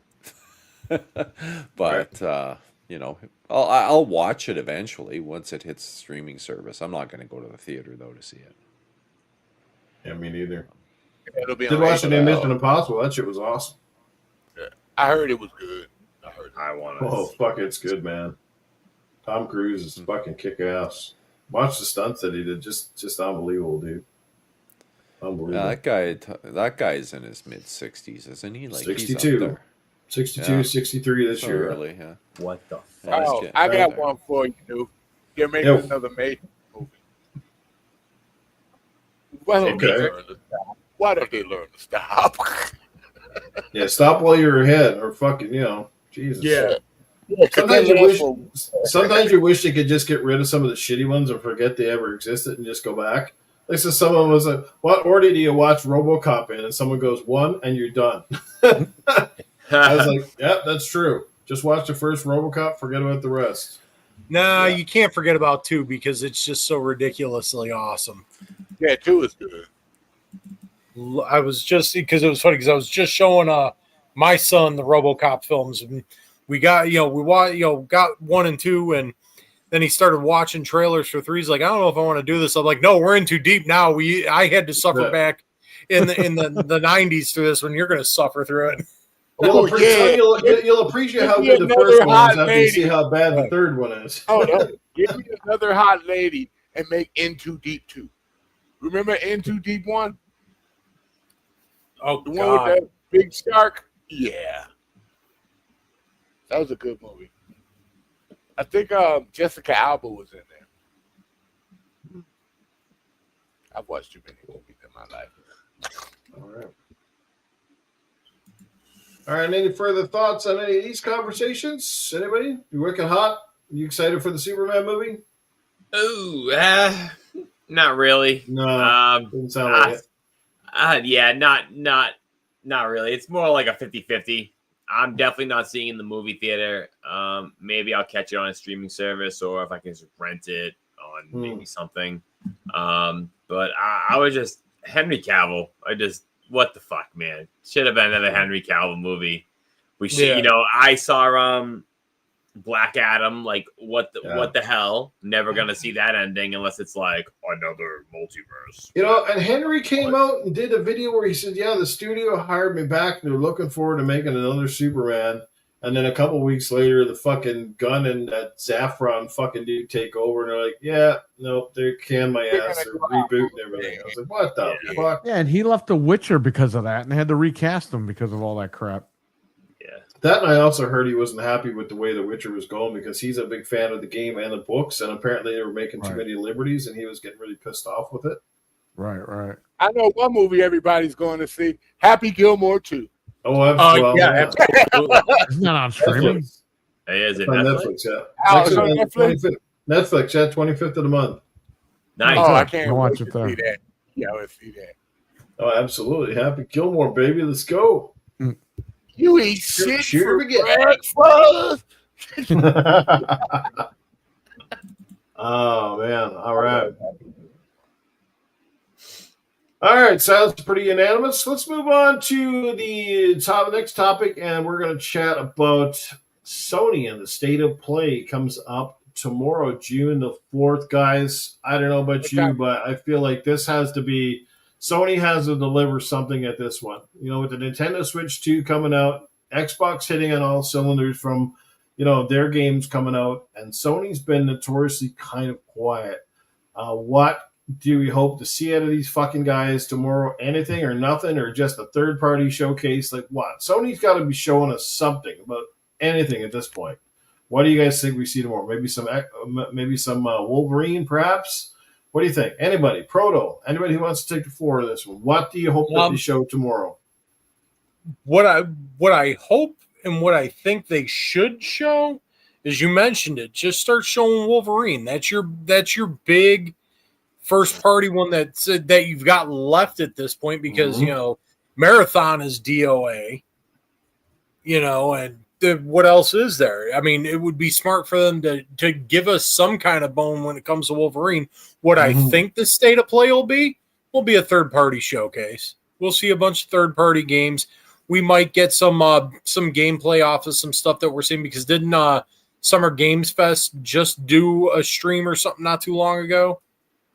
Or something, or are they working on that? Well, we'll talk about that in a few minutes too, but we did see the Unreal display of The Witcher 4 today, which looked so they did do something. But a lot of these state of plays, it's really just they just showing off what everybody already knows, what's in the pipeline. But it would be smart of them to do something like Breakout Wolverine. And Perry, I'm going to agree with you. You just dropped it in the chat. They need to bring Twisted Metal back, for fuck's sake. They, I just said that. I know one game. Well, I didn't hear you because you got all quiet. They're going to show Death Stranding too, because that game launches in a couple weeks here. Yes. Oh, yeah. Give us some 30 gameplay minutes off of of walking. Oh boy, 30 minutes of walking. They gotta stay Oh on yeah, well TV. you bought it on Xbox when it came out. Oh, I didn't. I played it free in Game Pass on the PC when it was on there for free. Oh well. All the little schoolgirls on Xbox were like, "Oh, it's on Xbox. It's $20. I'm gonna buy it." Nah, I'm holding my $24. When they said for 10 years they wouldn't play. I'm holding Right. mine for ornament too. My $20. I'm with the it guy. Come on, baby. Show us some SOCOM. Let's go. SOCOM. Put up that logo. Yeah, where's That's all you need to do SOCOM? is give me a logo even. Make me excited. See, unfortunately, we're going to come up with all these like wish lists, right? And then we're going to be let down because all of these wish lists are things they should be doing, but they spent all their time fucking around trying to chase that whole gas shit Yeah. and then just shit the bed with all of that. You know, it's so they're on the back foot. Show us a Yeah, last they're 1 and 2 remake compilation. Sony's going to be hard pressed to get a bunch of new releases for the PS6 at the rate they're going with everything they canceled. It's behind so far. But The Last of Us 8K. I'm still hoping for a Killzone reboot. I say that every time a conversation about Sony comes up, but Yep. I want a see Warhawk. reboot. I want a Warhawk and a Ratchet. and Clank. Killzone reboot. Don't worry, you'll get a Warhawk soon.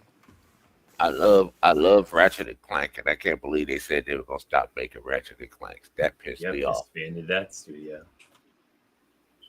Got to let Hockey Fan know here. He said, "Where's Medal of Honor?" And it's like they tried that already. Yeah. And it was after Warfighter. That was it. I think And the state of Insomniac is too busy making superhero games now for another Ratchet and Clank. That's where they're going to be for the next 20 years. I thought they were supposed to be making a Sunset Overdrive too. I'm not What? sure. Good luck with that, too. Yeah, good luck with that. Yeah. Do you think Sony's gonna hold back stuff from their state of Well, play? yeah, because they don't have apparently they to gave a lot hold of stuff to back. Keeley. No, hold on. because you have Keeley and then you have the Xbox showcase. So, like, are you going to show maybe some of the games that might be like on the Xbox showcase to get ahead of them? Like, is that like I'm just throwing out ideas just that as they're coming to me, or like you might, I don't know, like Frank said, like could Starfield be shown there? Probably not. It's probably gonna be at the Xbox showcase, but I'm just throwing out questions. Sony just did a quick announcement for a state of play just to make themselves relevant this weekend. They do it every time. You don't know until the last minute. Then they say we're going to do a state of play. So probably just third-party games and maybe a little bit of Yotai or whatever. Yeah. Maybe that's it. Yeah, that's Oh, yeah. interesting. Little party A or a double A game. That's But it. the Xbox showcase is the real Sony showcase at this point. So there you go. Yeah, we go again. Don't forget, this is Pride Month, so we might see more of that Neil Druckmann game with the fucking bald Asian chick.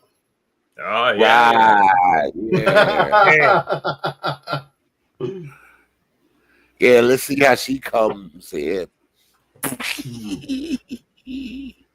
Alien Neil three. Druckmann's too busy sniffing his own farts.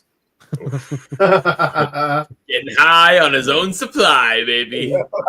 Oh my. Yeah, he's too busy making films and movies now. Apparently, he's the next fucking Steven Spielberg all of a sudden. There will never be anyone like Steven Spielberg. Sorry. Never again. Yeah. What is That's all the fuck episode with Steven Spielberg. You actually Hey.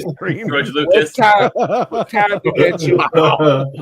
What time did that show come on? Guys. What time did the State of Play come on? And 2 o'clock Eastern, is it? No. It's 5 East. It's 5 p.m. Eastern. Eastern. Right. 5 p.m. 5 Eastern. I'll be at overtime for We'll work. be on at 4 o'clock my time. But Gotcha.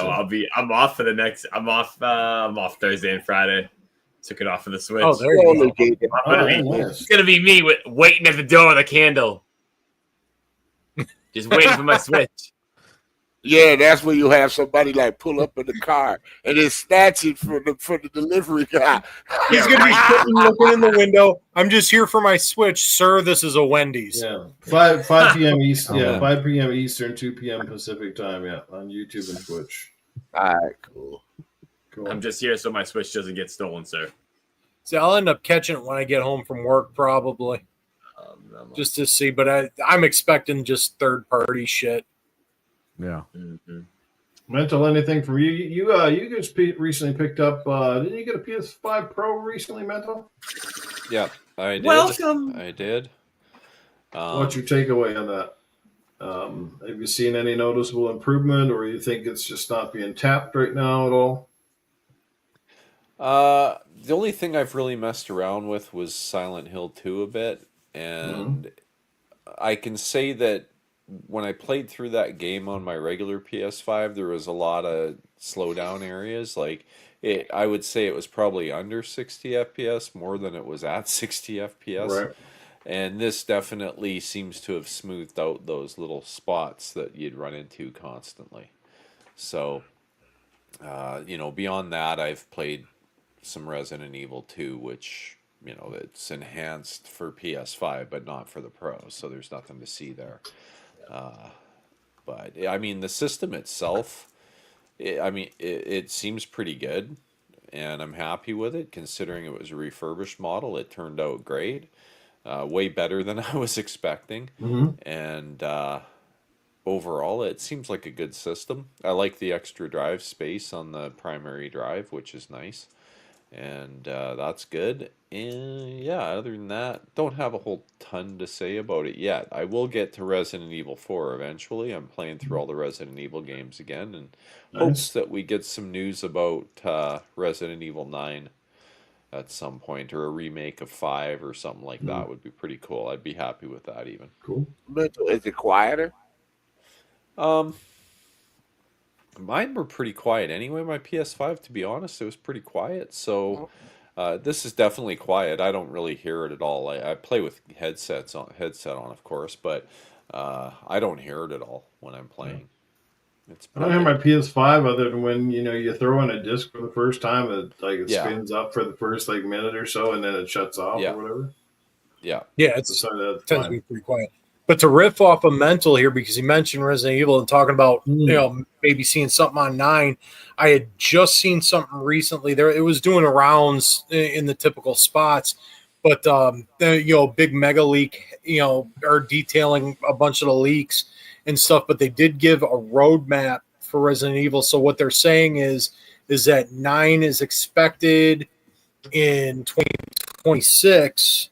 Then 2027, we're supposed to get a remake of Resident Evil 0.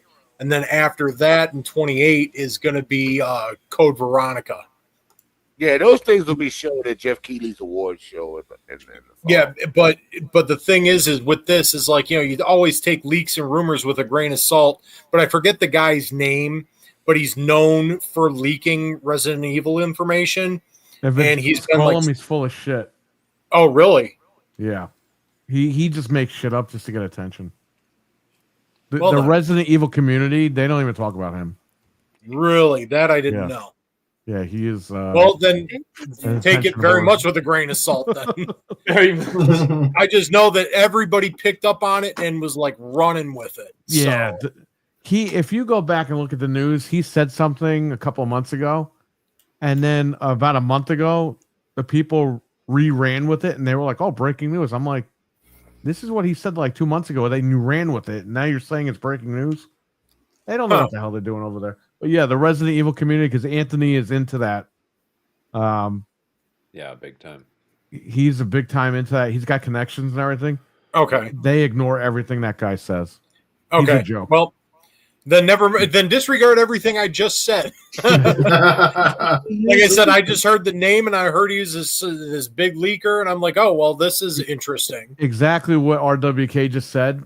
That's what they call him. Okay, Cuck Golem. All right, got it. That's why I always say I don't believe nothing they say unless it comes from the manufacturer or right. a showcase, or from Microsoft, or Sony directly, or Nintendo directly. I don't believe nothing they say unless it comes from them. Ever. Well, absolutely. You never believe it until you see it. Just thought it was interesting that it come ahead of this, and everybody's talking about 9 supposedly showing up at some point this weekend. Right. But that was what they heard. The Resident Evil community, like the insiders in the Resident Evil community, the tight-knit community, they're hearing Summer Games Fest for 9.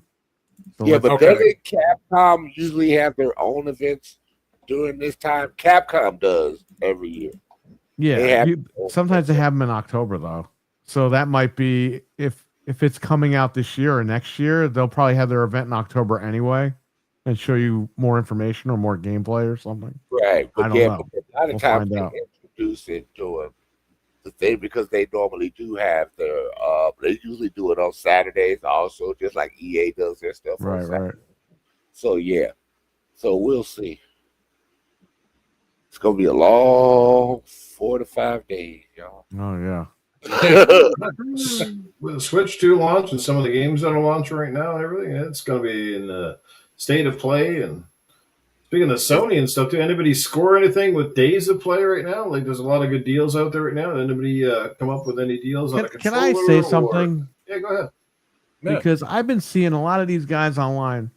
Oh, Sony is selling these things to try to interfere with the Xbox showcase, and they're desperate and they need to make money. It's a fire sale. I'm like, bro, they've been doing days of play. Days of play has been for years.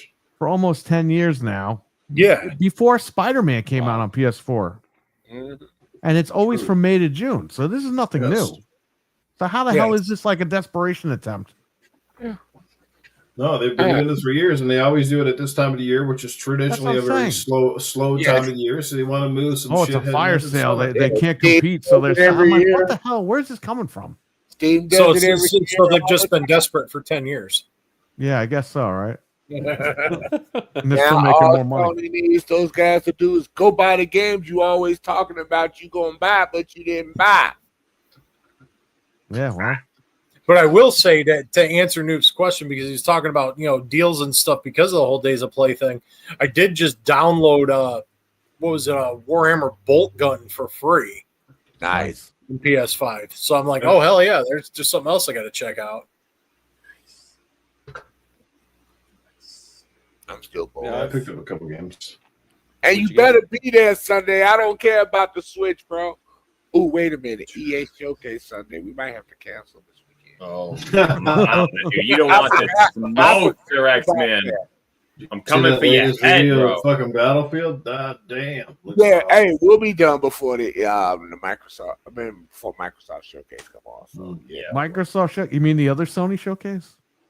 when is Keeley's? You just can't let it go, can you?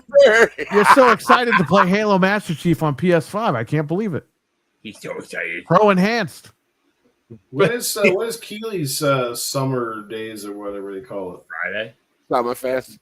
Summerfest? Does that start this week? Sausage Fest? What's it called? Sausage Game Fest. Well, we will see Muppets. Sausage Fest. That's for sure. We see Muppets. Isn't that Friday?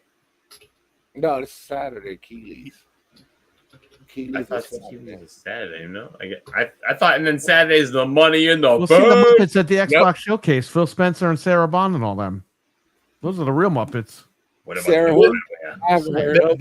That one's Sunday. Well, then we'll see the real Muppets on Sunday. No.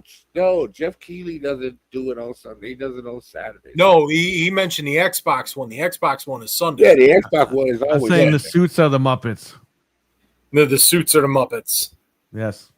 I can see Mr. Handy at Jeff Keighley's show. Andy at Jeff Keighley's show. He shows up at Summer Game Fest.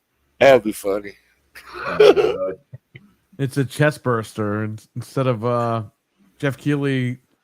Chest burster is Handy Andy out of his chest. I don't feel so good. Comes out like an alien. It's Handy Andy. Yeah, that's what It'd be like the scene in Spaceballs. Oh no, not again. I love Spaceballs, man. Turning from blow to suck. Yeah, I love that movie, Spaceballs. Now I got to go back and watch it. I haven't seen it in years. I saw it like about a month and a half ago. I forgot what it was. We can't stop.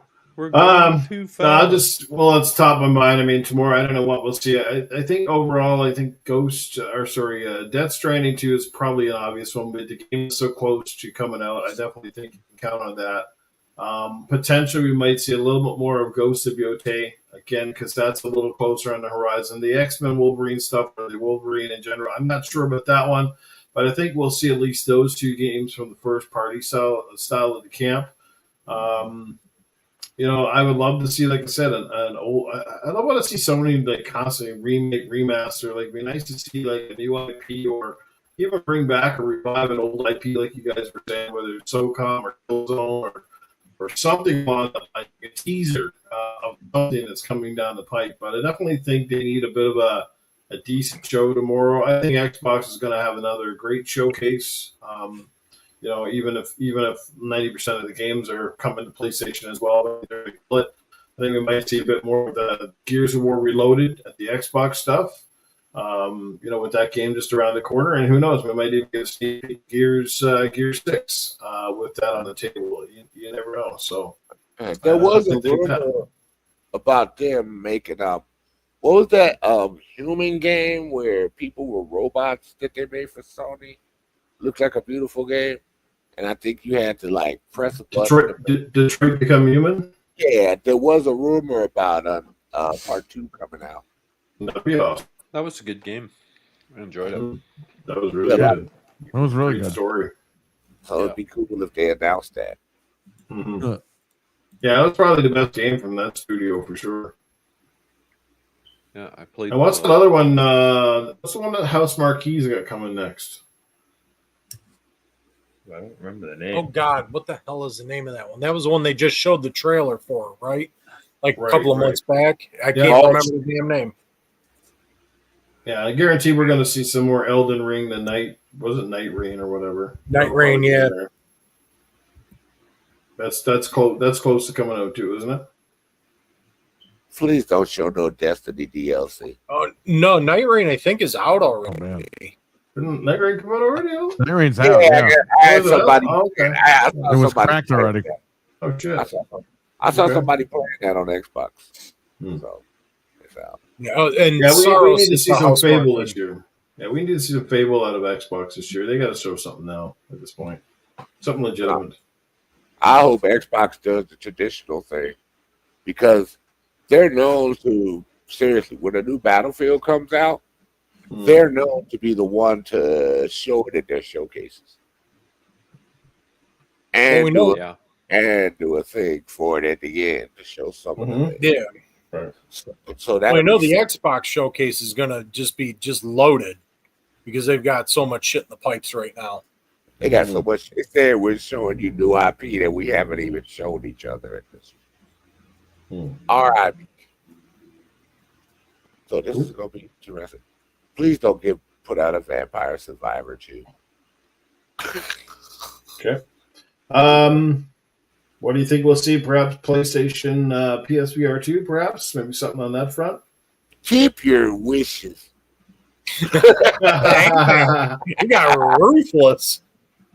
Keep your wishes. Keep throwing money. But I'd really like to see, like I don't want to see PSVR 2 games that are like built by other people. Like I want to see some commitment to Sony to the rig.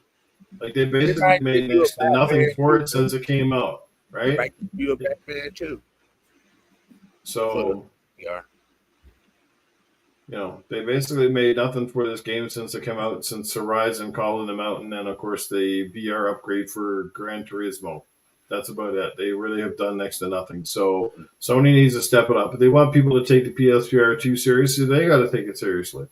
It needs some legitimate games. It needs some more high caliber stuff, much like MetaQuest tossed money at the Batman Arkham Shadows game, which was phenomenal, by the way. That game was worth the price of a MetaQuest alone. So They need to get some more shit like that for sure. Newf, would you play God of War Ragnarok and buy it again if it was in VR? Absolutely. I think that'd be amazing. As long as it handled well.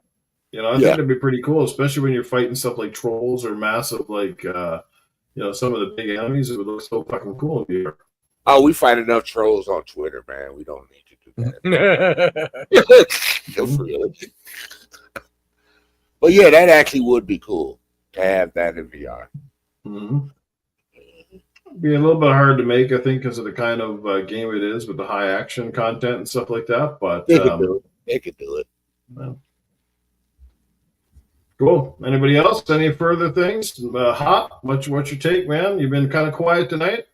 Ooh, are you down there dreaming about your Switch 2 launch or what? No. Yeah, just having daydreams of just me holding that puppy right in front of the golden banana per usual. Oh God, did you really have to say that? Are you already getting ready to peel the screen off?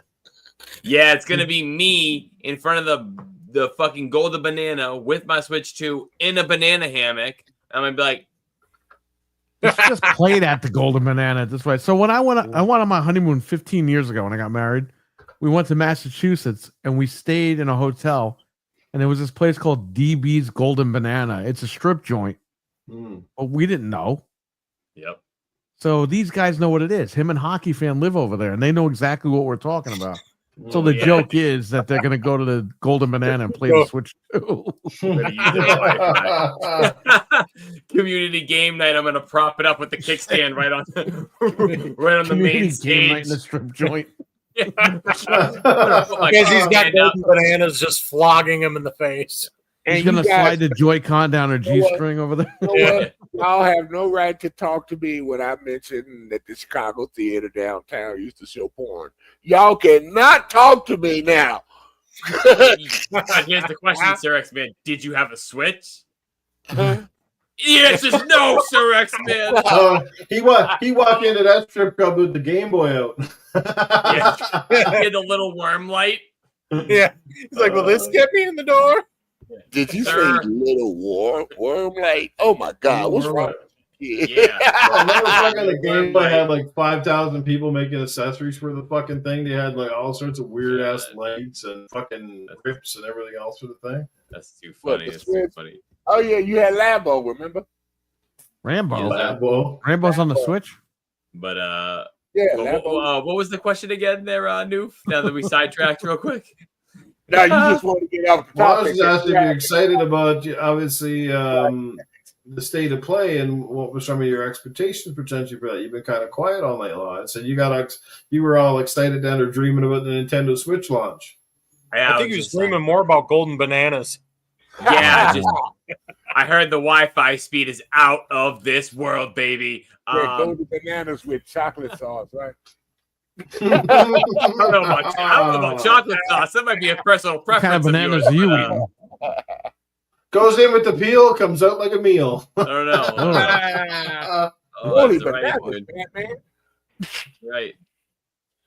But no, I'm not. I don't really have too much to say about the state of play, because there's just so many better shows down the pipeline of this week, like rounding it out on Sunday with Xbox's showcase, that I really think it's just going to be a bunch of third parties. Maybe they scooped up some marketing rights and whatnot. And maybe you show something like Ghost of Yotai or Yote, whatever it is, just to keep them in the mindset. But somebody today, like tonight when we're talking, said Gears of War. And I was like, PlayStation's not going to have a Gears of War trailer, or maybe even just a little snippet, something. Xbox would do it. But then I thought about it, and they tweeted about it. So why wouldn't they maybe even just show the logo and with the date? Good. You know what I mean? Something like that. For the first time ever, Gears of War comes to PlayStation, And you just hear like I would just, whoo. Yeah. Flash across the screen. Enhanced for your PS5 Pro. Yeah. Yeah. That would be wild if you think about it. Yeah. Do you guys remember the rumor about DLC for God of War Ragnarok to continue the story? No. I did. So it might show. What are your sauces? Didn't they release that already? I don't think. Oh, was that the Ragnarok DLC? The roguelike? The roguelite one? Yeah, I think so. Yeah. So it came out already. All right. So now you got to get a PS5, bro.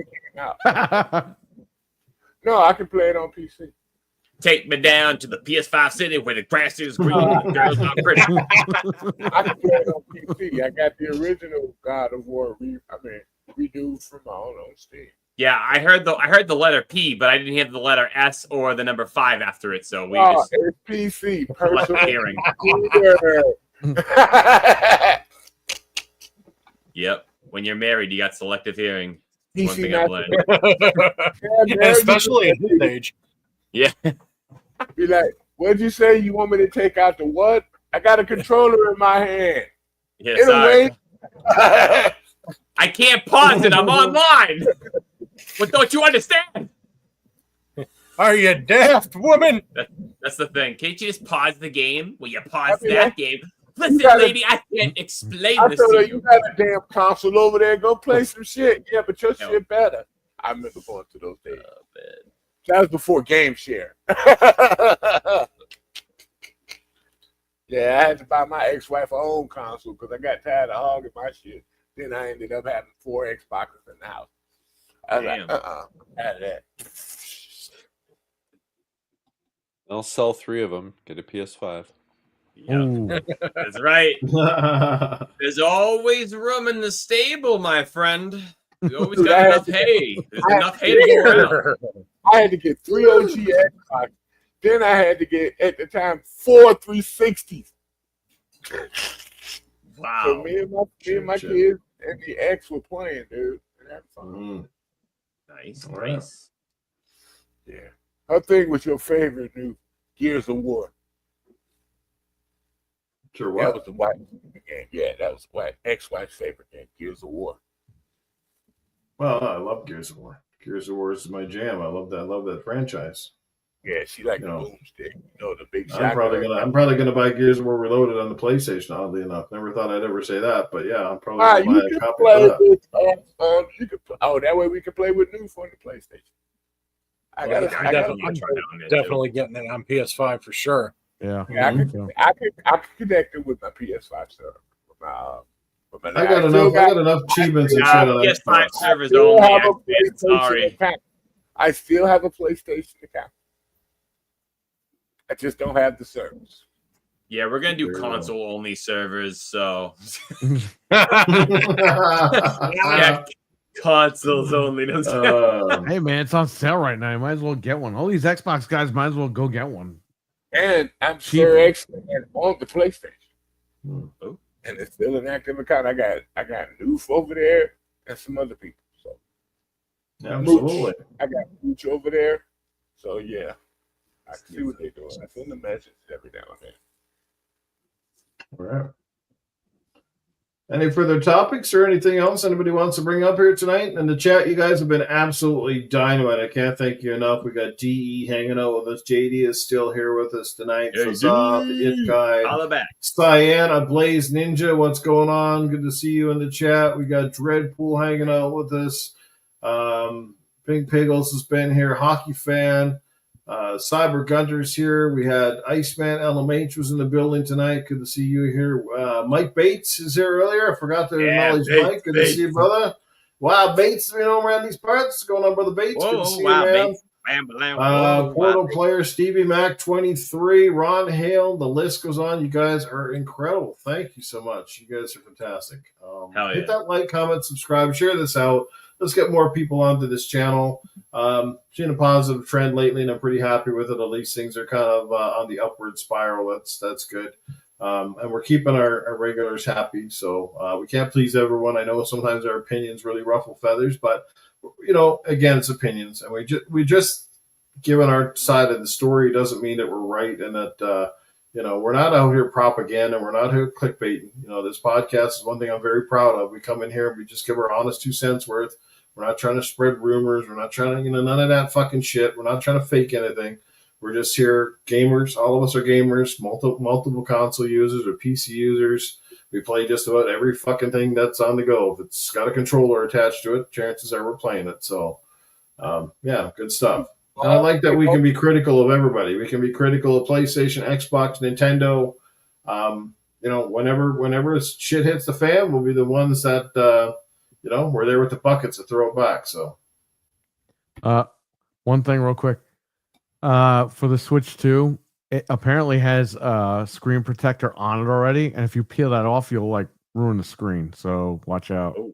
Oh shit! They say it's kind of hard to peel off. You'd have to really try to get it off. Apparently. That's a cheap ass screen. We're gonna need Perry to make an instructional video when he gets it. They put a layer of this screen protector on it to leave it there. Like you're not supposed to mess with it. The Samsung Fold did that a few years ago. This $1,200 phone, people bought it and they were ripping the thing off. They ripped the screen off. They didn't realize it. Oh shit! Jeez. It's it's kind of like that. Classic. So just be careful for that.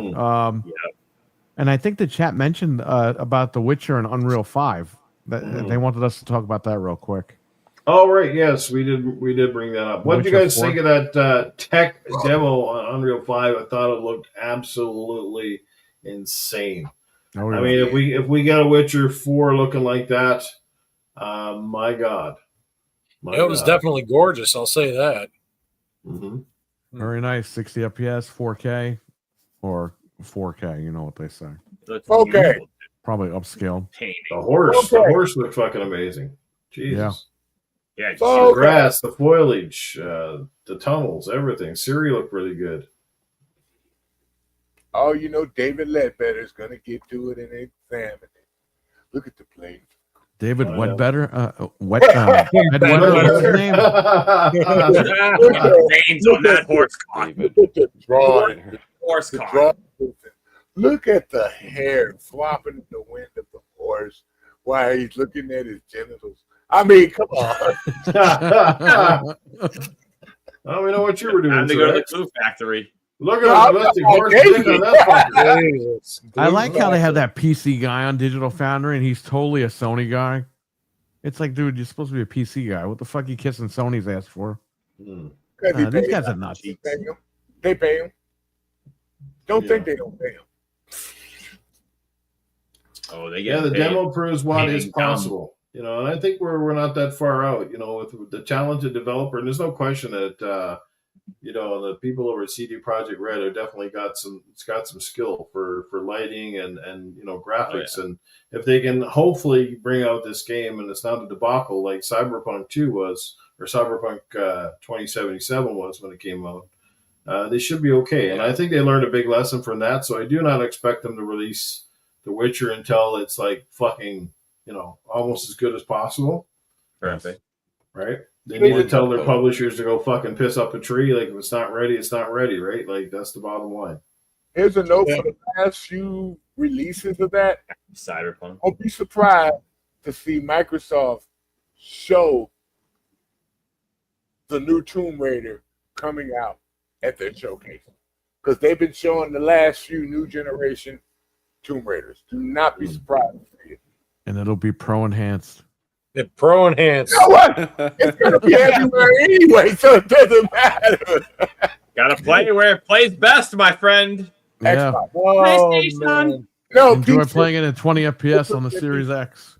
Yeah, the tools. Don't worry, X-Man, you have to wait for the next Xbox to play it in but will you be able 120. The X-Man's gonna be playing his Xbox with a tool belt. That's how many tools it's got. Will be on the Switch.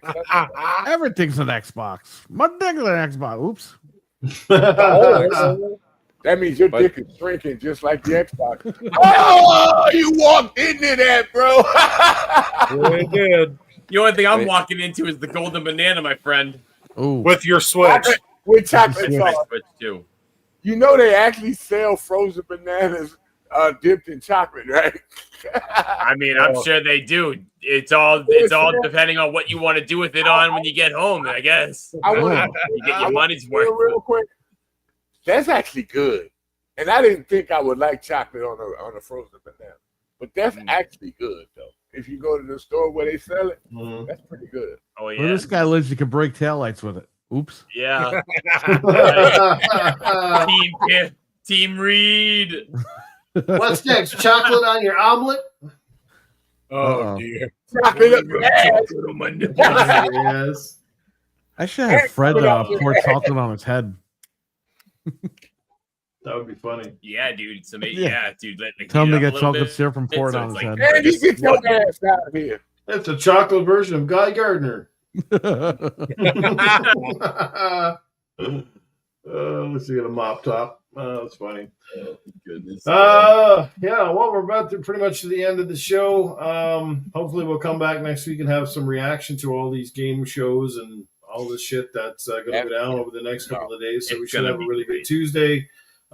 That's good. Like I said, no hockey, so nothing to cancel, at least not for next week.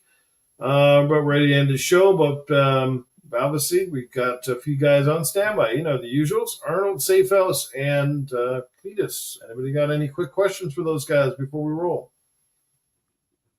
I don't know. Arnold, are you pro enhanced? Of course. I'm always pro enhanced. I'm always ready to roll. I'm always going to give you the best version of whatever the fuck that I'm going to do out there. That's what I'm always ready to go. You got to be a pro to get the hoe. Hey, Arnold. Of course he's pro enhanced. He was taking all those steroids in the 70s and 80s. Hey, Arnold. Question from Frank. It's Jesse Ventura. Arnold, real quick. You're very, very rich. Did you buy one of those $20 strawberries? I got the $20 strawberry. I got the bushel of bananas. I got the milk chocolate, the water fountain, and I'm getting ready to go to the fucking Starlight Room or wherever the fuck it is that UrWicked Hawt is going to be at. You're going to be slipping and sliding with the fucking banana peels up everybody's asshole. Whoa. Yeah, you slip and fall over the banana peel and drop and switch and break it. Frank's got one. Oh, man. Oh, here we go. Go ahead, Perry. Oh.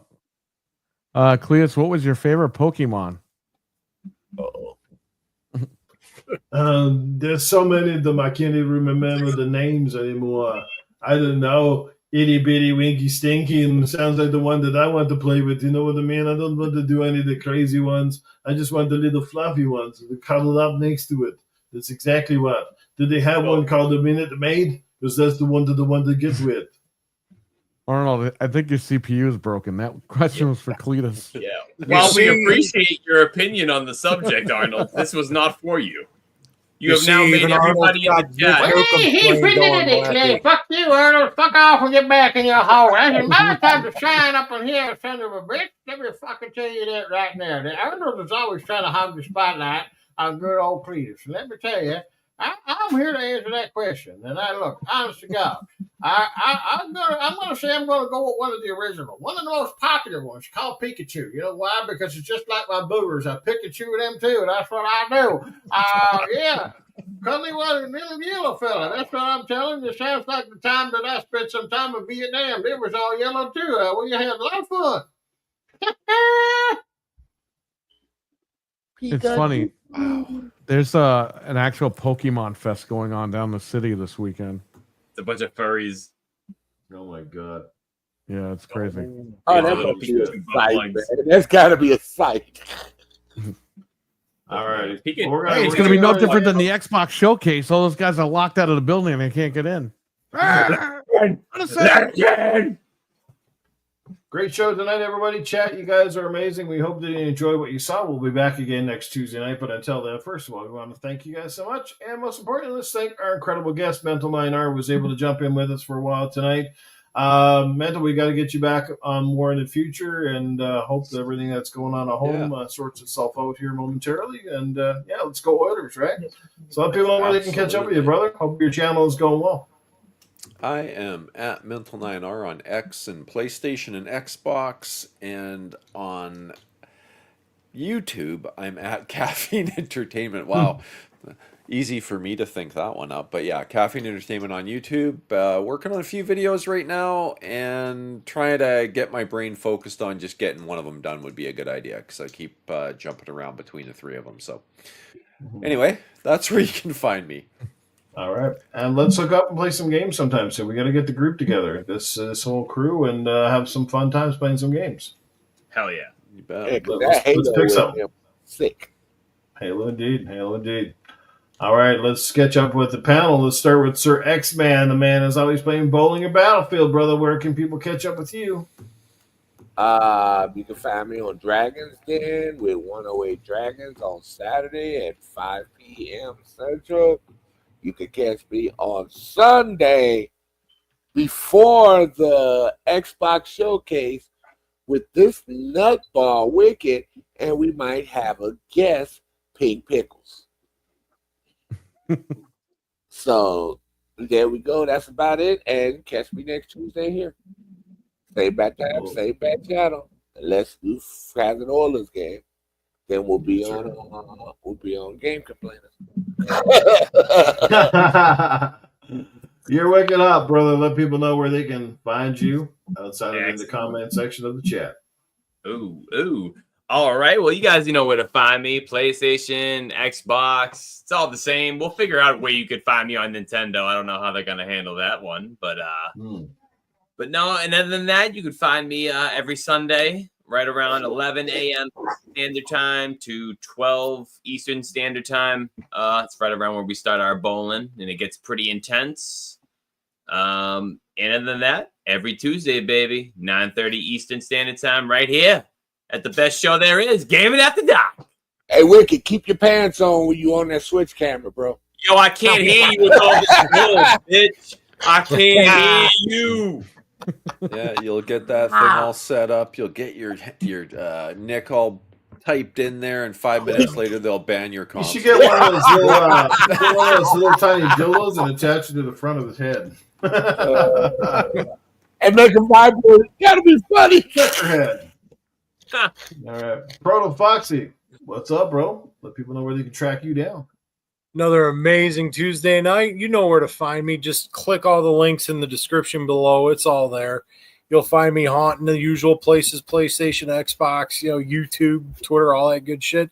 And of course, every Tuesday night here on Gaming After Dark. Awesome stuff. And Game Complainers, obviously, you got a busy couple of days ahead of you. We'll see a lot of you online, so let people know where they can catch you. Well, you can catch me here every Tuesday night on Gaming After Dark, 9:30 p.m. Eastern on your channel, Nukem. And every Wednesday night, except for tomorrow night, we're going to be live streaming the Switch event.